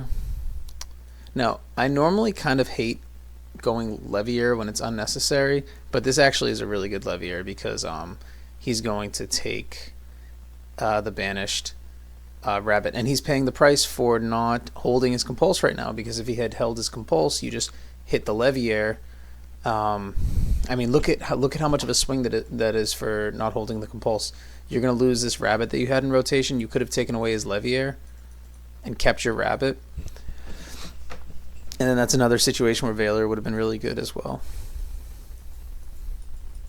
Okay, but I mean, red player has played really well, having not drawn a single trap yet, just the hand traps with the Veilers and the Messenger.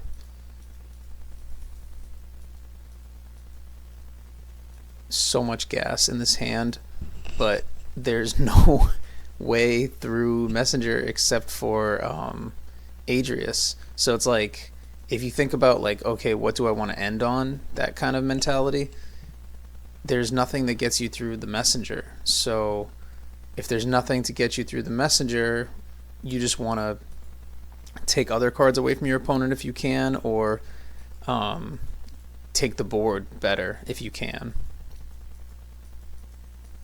So he's going to go with his normal summon Rat. So this I don't really like starting with normal summon rat when your opponent knows that you have the magician, so I prefer to lead on the magician. He gets Veilered, and now this is going to get cleared by the rabbit. So you might have to go into the reborn, maybe take away that magician that he has coming back. Yeah, nice. Oh, and if you do, you could even slam your own magician from hand if you choose, or you can hold the magician shark play. Yeah. So what would be the advantage of if he did hit his magician right there? If he slammed magician from hand, he could trigger his magician and go shock, but like, for what? Because you still don't have a way through this messenger. You could go and get a rabbit to start plussing. If he had slammed his shark, he could go special shark, get magician, shark to 3, get rabbit, and then could have gone like Tempo Maystroke. I don't know. Dark Hole Reborn are gone from the opponent, but yeah, it's nice holding the Magician Shark, but yeah, you don't have a way through this messenger, so it's fine to hold your cards. But you know that your opponent did burn his Dark Hole, which is important because it's one of the ways that you get punished on a play like that. Okay, we're just going to play a slow game. I'm not sure why he chose to go end phase like that.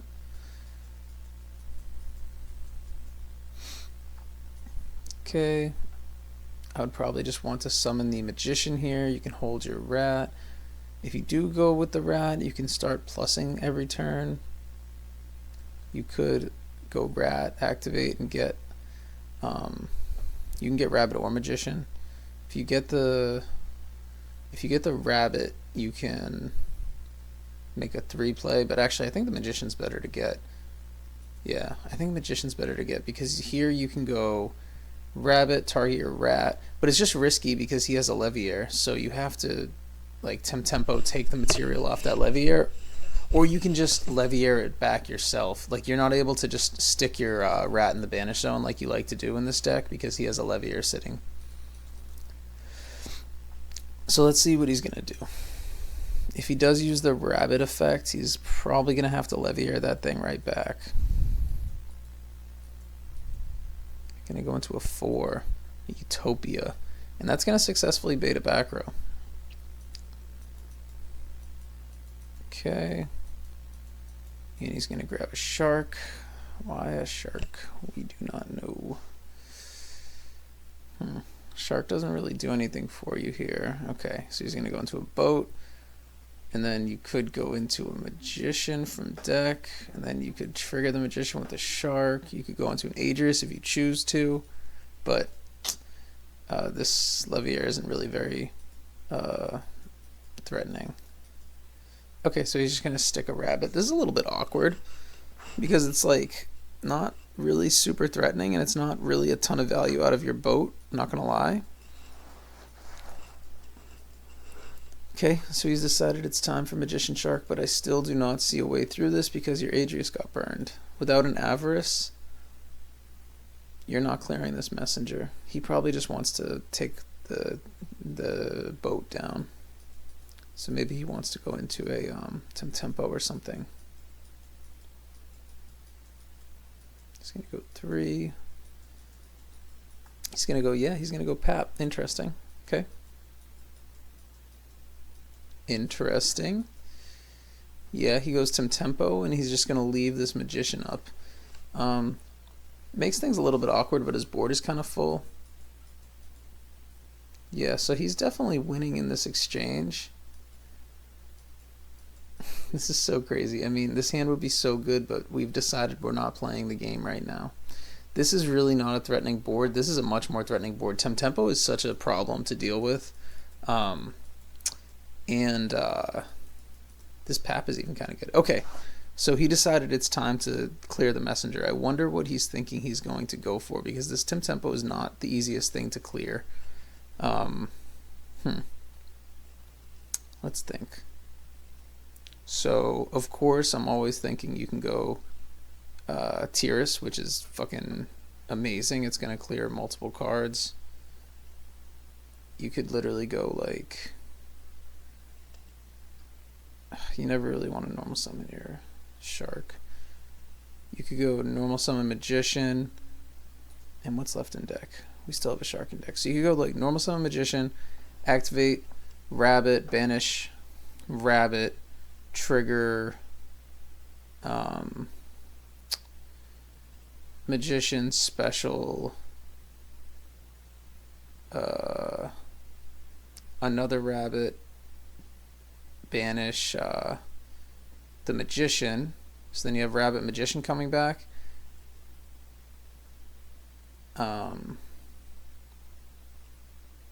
And then this would have to be 3 and 3 into a... Could go into an Acid Golem, which 6. Could go into your own Tempo to clear this. But then he has the biggest Tempo because he can take a material off your Tempo. So that play is actually not very good. So let's think. He could go 3 right here into he could go Tempo Maestroke. He could go 3 right here into a Tempo, and then Magician Shark into a Maestroke, and then you have Tempo Maestroke, which is always just like a crazy combo in my opinion. But and then the Maestroke can set this.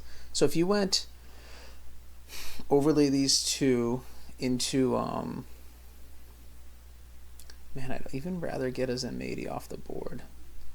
You could go like, it's kind of dumb, but you could go Rabbit, banish, Boat, Shark 3, overlay into Tempo, normal Magician, special Shark, Magician trigger, special Rabbit, and then go into a Maestroke. Then you have at least an extra monster. You get the Rabbit coming back by clearing your own Zenmaity, which is doing nothing. And then Tempo Maestroke, so you can go Tempo, take a material off of the Pap if you're not going to clear the Pap, and then Maestroke, set this Tempo, and then you can go like Maestroke over Magician, Levier into Levier, Tempo over Tempo, and then you leave him on just Pap with no material, and you have Maestroke, Tempo, and you have a Rabbit coming back. That might be kind of good. I don't know. Let's see what he does.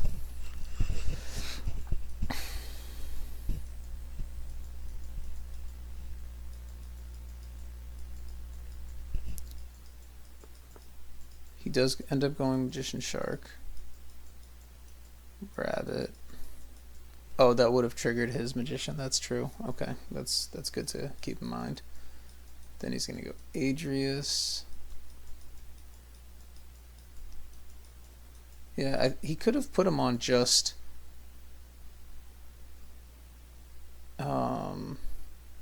he could have cleared this Magician and gotten rid of the Pap material. Yeah, I don't know. These games get kind of hard to navigate. All right. Oh, he's gonna get more utility out of this Pap. You never see this. This is actually kind of cool. So he's gonna go Pap effect, Rat, change, and he has a full graveyard, so you can get anything. He probably wants to just get the Rabbits to keep plussing, but then this Magician's kind of awkward. He could go, well, I mean, they're both 4s. He could overlay them. Goes into the Rat. I don't really understand going Rat. Okay, he's just gonna, I mean, this kind of clears. He has double Rabbit with a Magician up, so you really do have to push damage because you want to punish him for bouncing off the field. With a judgment in hand, this is awesome. And then he can flip this messenger, so you know that you decide when you get to play. And now red player is in the same position blue player was in earlier, where this Adrius is cleared, so there's no easy out to the messenger. Yeah, he's putting him in a pretty much no-win situation, and then he draws duality. This is why I really was frustrated with duality. Like, you draw it at the worst times. It does nothing for you on a turn like this. Like, you can't take a turn off to set up. You know what I mean? It's great if you open and it helps you find like a factory to start plussing off of, but it can even make some of your opening hands worse because you want to just go straight into a big tour guide play or something. Okay, so he has double magician. He's gonna get shark rat. Okay, is he gonna make a pap play? He could make a, but he can't attack. Like, you can't attack, so then what can you do? You have to start thinking about like tempo. Like, he could go Maestroke tempo. I mean, Maestroke doesn't really do much for you here. Judgment. Oh yeah, he would have to go pap to make the rat live. Judgment. Yeah. So, I mean, you don't have many options. Tempo's now small. Normally, Tempo's a big deal to deal with because it's 27, but he already put up a 2800 Utopia because Giga Brilliant's amazing. So you just go Zen mains and he can just clear it. And then you set your duality because it does nothing for you. Yeah, I think this one's curtains. Yep. And then he drew into another messenger. So you can put the messenger up again. And your dark hole's gone. Right? Yeah. Yep. Damn. That was such a cool game. Yeah, these wind-up mirrors can be really cool. With the messenger, it makes it really awkward too. So he opens with the Veiler again, which is great in this matchup. Like I said, he opens Factory, which is crazy, and Heavy Storm, and Reborn. And then this is no monsters. These are the tough hands to play through. I mean, he might just not even get a chance to play. And he has the Avarice. Like, whenever I open Avarice post-board and I'm just like, man, I sided out cards and kept this in, I'm always just like, was this supposed to come out? But it's like, I mean, think about that game. Avarice would have been like a trump card. You know, like I was saying, the Adrius was burned, but the Avarice brings it back. Like, Avarice is like super, super helpful in the grind game. It's like very necessary. So I don't think I would side it out in this mirror. But you saw that the Dust Tornado came in. Oh, and he set 3. Hold up. Yeah, I don't know about this. So what was turn 1? It was Activate Factory set 1, I believe. And then opponent went set 3. Yeah, just because they've committed to the board doesn't mean that it's okay to just set like willy-nilly set 3. Because the Dust Tornado obviously has to come down because you can't use it from the hand. And the Fiendish Chain, you need some protection, but I don't know if you need to set that MST, honestly. And then he sets some more protection. And then he's gonna end phase. End phase, clear the factory. Okay, doesn't want him grinding. Why didn't he find an opportunity to trigger the factory, I wonder? How didn't he find an opportunity to trigger the factory?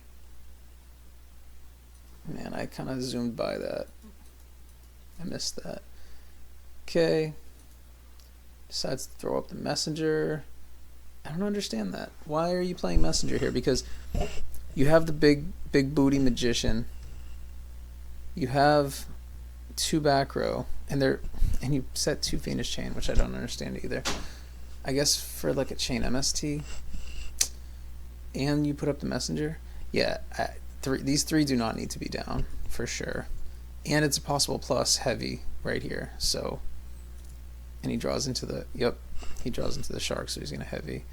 Yep, and now it's like a very low resource game. It's 4 cards to 2, and he's about to go into his magician, and he knows that this is going to be either a Sangan or a magician, probably a magician, because what do you set in windups? Post board, the only difference is you might have a Snowman Eater, but you don't do that into the mirror. So like, he knows this is a magician. It's not scary.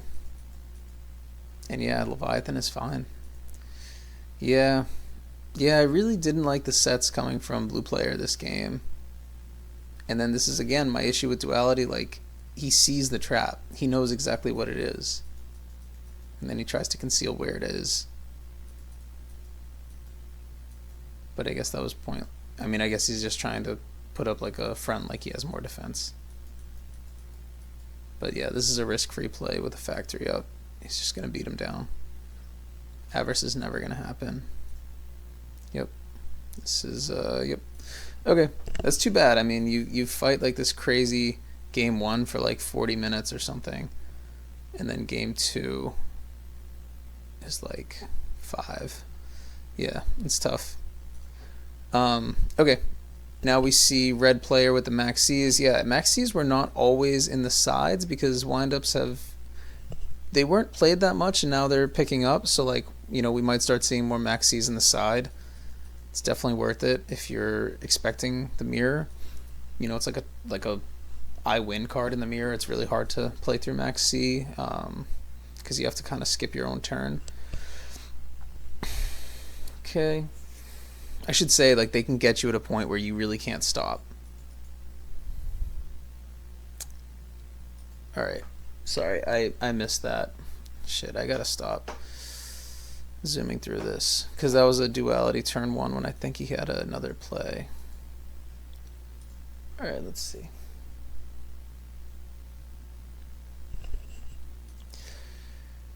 Yeah, I don't know if he duality here because it's never nice using 2 cards to make a rank 3, but like with this hand you could go activate factory, normal, rabbit, activate shark from hand, special, and then trigger your factory.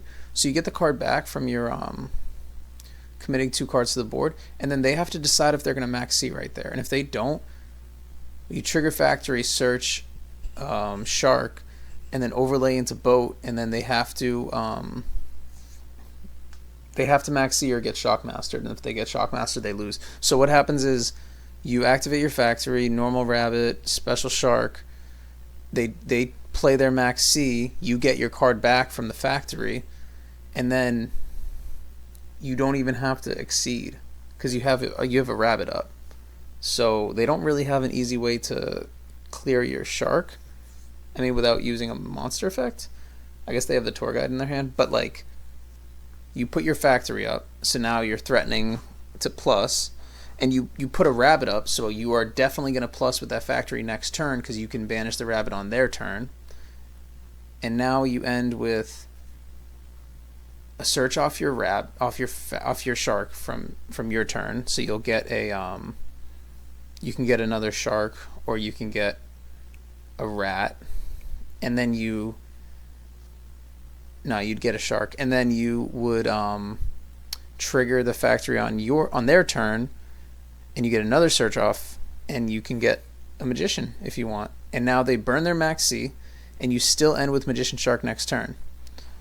So I wouldn't play duality here. I would definitely make that play. But instead we duality, we take the turn off, and then you add a trap that they know about, that they'll be able to play through. Yeah, I don't really like it. You end with magician shark in your hand, but then they heavy your factory. You would have gotten 2 searches off that factory, and they would have hit 1 card. They have the tour guide, and he's probably gonna levy. Yeah, he's gonna levy here and take your rabbit. Yeah, that sucks. Yeah, really, really, really bad swing.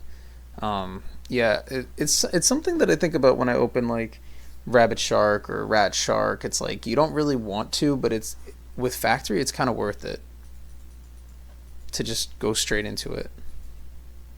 Because if they don't have a hand trap, then it's really good, honestly. And even if they do have a hand trap, with factory up, you're able to like make it not that advantageous for them. Now he got to hold his max C too, and he's going to be able to like hit him on the magician shark. Yeah, this is looking really bad. Yeah. Now you're in this horrible position where it's like, well, I could special 1 more and then special shock, and then you can't do anything, but it's into a back row. It's a real trap. You're kind of just forced to stop because it's you can trigger the magician and get like a rabbit, but that's not even good into the levier. Yeah, this sucks. You can make them both 5s. Yeah, that's fine. Yeah, you do have to overlay this. Utopia is so mid, but you have to clear this, and Maestroke's not very good. Yeah, Utopia is really your only option.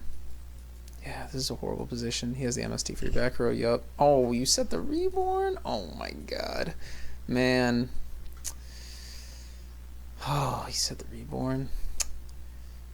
Yeah. Man. Yeah, this game is just sliding really out of control. Red is like completely in control. Yeah, you really did not need to set the Reborn there. Got the Fiendish. Got the Compulse. Whew. Rips Factory. Yeah. Now he has Rat, Shark, so he could, I mean, he can go 3. Yeah. I mean, the Rats just follow up at this point because you can just Magician Shark right here and just game over. Yeah, I mean, you know they don't play Gores this game. Yeah, because you can just get a, because you don't even have to go Shockmaster because you know they don't play Gores. You can just get a Magician and then you can go up to 5 if you want. You can go up to 3. It doesn't matter if you want to be an asshole and take their Shark. But yeah, you can just go up to 5. And Tierce kills. Adrius kills. Adrius is like the cleaner kill, I think, if you don't want to do math. Yeah. And that's game. Man. Yeah, and I feel like all of this just slipped out after just that turn 1 play with the duality. Man. I mean, it was a really good match. It was a really good match. I'm not saying it was easy for either player. They're tough decisions, but yeah. I mean, this is why I was like falling out of favor with duality, honestly. Alright, this is going to be a wind-up versus Agents match. I don't remember if I've covered one of these and mentioned this, but I do expect Agents to get some share of the meta. So again, another good matchup to see. I don't think it's going to be like one of like the top like 4 or so decks, but maybe like just outside that. I do think it'll get representation because it was like maybe the best deck in Tengu Plan format, and they really didn't lose anything going into this format. So it's still a really strong deck. But it's just now the builds that people use are more of like a Thunder King control kind of strategy. So I don't know if this is round 1 or not, but I personally like to just put my Heavy Storm down because it's never going to get any value. So like you could have set the Storm with the warning in this situation where they either have to take a 50-50 on the MST if they have an MST, or they get a really tempting Heavy Storm off, but it actually is a Heavy Storm for 1, since this Heavy Storm is not going to ever represent a real card in this matchup. It's actually a completely dead draw. So we have a normal summon Venus, and then it's like kind of greedy, but not really, to do warning on the Venus effect, because like it's not like they're going to be like, oh, in case there's a warning there, I'll attack first. So yeah, that's a good warning. Don't want to let him thin his deck out with the Shine Balls, and you're going to take a bunch of damage and have to deal with a gotcha if you let him get it off, and you have nothing going on for yourself. So still no set Storm, and he also didn't set Judgment there because he does not want to flip the Judgment. I don't know. You could set 3 there, but yeah, you don't really want to flip the Judgment because if he plays heavy, you're forced to Judgment if you set 3, and then normal summon takes out half your life. So yeah, that's fine. Oof, oof, oof, oof. Ryo comes down with the Hyperion. This is kind of greedy from the Agent player, but he's trying to push damage, put him on a clock. This also shuts off the other warning in the deck, I believe. Yeah, he goes down to 1400. And then we don't flip Fiendish because we know we're going to Dark Hole. We don't want to save 2700 life. We want to keep our Fiendish chain. Now you got to set 3. I mean, you really have to because you're in a horrible position. You didn't find your starters. Yeah. So now you kind of like hoping to draw into like a Shark or a Factory, because if you get a Factory you can Rat, get back the Magician, and then at least search something and take the field a little bit. Not that it's great because this deck normal summons the 1900 attack monsters, the Thunder King FTK into windups.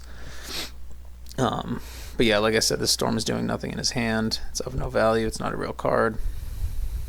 Then he goes tour guide, and that gets chained. So yeah, he feels the need to Fiendish chain this because this tour guide will get back the Venus with the Leviair. Okay, and then you have the Lance. Yeah, this is probably the Pro Storm list with 3 Lance. I feel like 3 Lance is a lot, honestly. So yeah, you're probably tempted to torrential that. Maybe he waits for the Leviair to come out and will torrential the Leviair. I feel like you need to, yeah, because you don't want to put a agent in grave for another Hyperion. It's interesting watching these agent replays back because obviously, like in game, it looks like this. You don't see what's in your opponent's hand, and you always are like fearing the worst. You know, their deck doesn't actually draw like Hyperion, like all 3 Hyperion every game. You know what I mean? But you're always like, oh well, if I let him get the Venus down, then he'll drop another Hyperion and yada yada. But you know, they don't always have it. Like you're also fearing BLS and Chaos Sork, but they don't always have it. They also play 42. At least Pro Storm's list is 42, so they're even less likely to draw it. But they play Duality as well to dig. So he drew into a bottomless, which is another protection piece, but you're really just surviving at this point. Yeah, perfect. Oh yeah. So he was able to play through the 2 Thunder Kings, which is great.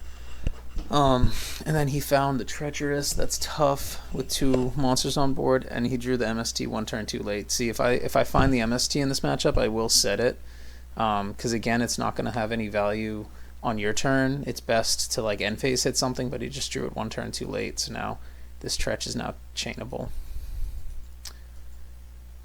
You go Sangan, clear the rat. That's fine. That rat effect was used. And then, oh wow, okay, well. This actually gets kind of strong now because you can go normal summon rat, activate effect, special summon rat, and then the magician triggers, and then you can go. Well, then, I mean, then you're off to the races because it's 3/3. Magician can get whatever. It can get another magician, so it's like boat, magician used, magician unused. So then it's like, I mean, you can go Shockmaster, you can go crazy stuff at that point. And then he hits the MST, so you have to judgment this, because if he kills his own Sangan, he gets to search whatever, and you're about to turn the Sangan off, yeah, because you can go Shockmaster if you want, yeah. And then with no hand traps, yeah, this is actually, damn, wow, that judgment was very convenient. Yep, there's a magician, and then this is boat, and then boat will trigger the magician, so you can go, you could go, I mean, you could go 3rd magician and rabbit, and then rabbit banish itself. Okay, oh, rat, yeah, rat is better actually, because you can go into, oh, you can go into a Shockmaster right here, and then you can go Leviair, take the fucking Thunder King. Oh my god, yeah. Yeah. Wow, that was a great series of draws. Yeah, and then you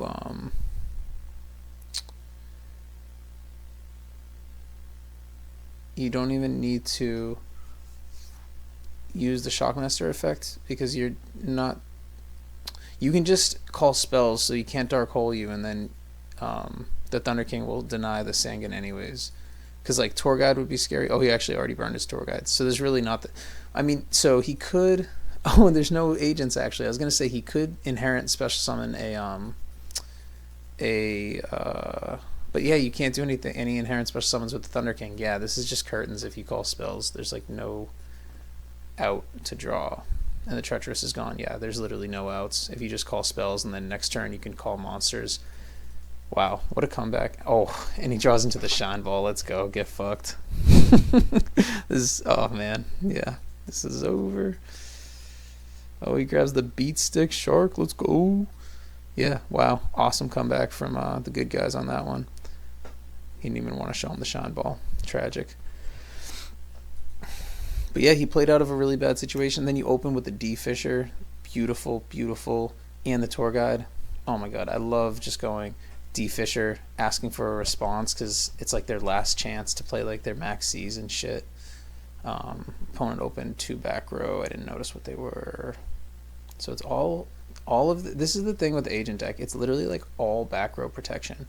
Like MST, Spell Shattering Lance. It's all this kind of stuff. And then it's like floodgates, like they side into like Rivalry too. But he drew the Shine Ball. You love to see it. But he drew double Thunder King, which is the FTK against windups. It's really hard to play through. And then did I see?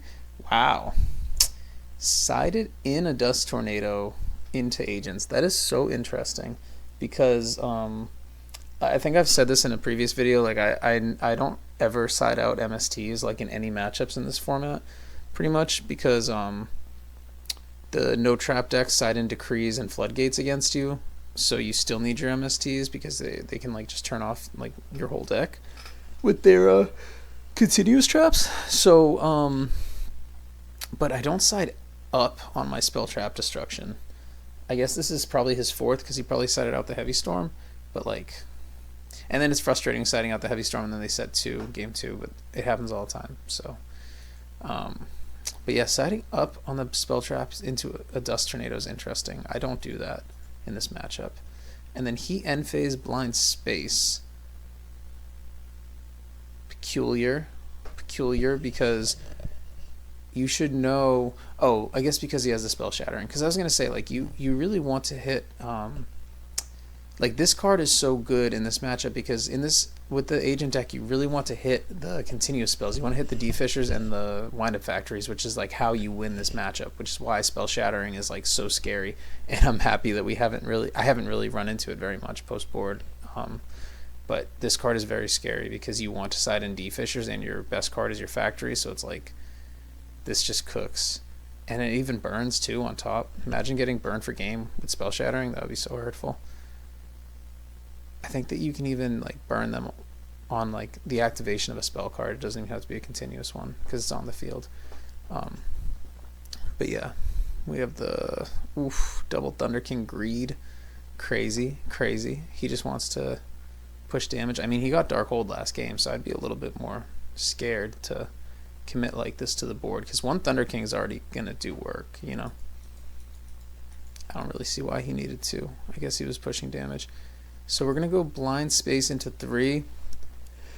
I guess because he wants to get his Torghad effect off, but like, are there traps that you but yeah, post board setting 3 is crazy. I just wanted to say that with this Agent deck that's not supposed to be playing any traps, but Blind Space into 3 is interesting because what are you trying to hit? I don't know about that. Yeah, it's the Spell Shattering.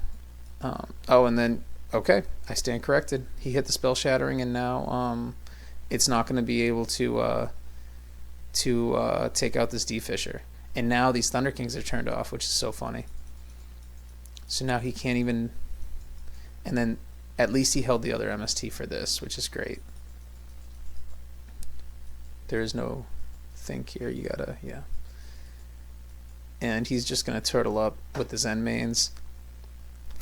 Going Zen mains is a little bit awkward because sometimes you don't want to stop the monsters from hitting your grave, but these are actually tour guides. They're not wind-up monsters, so it's fine to pin your tour guides there. And you kind of had to shell up. It's not like you can attack into these because you do have to read a Lance back there.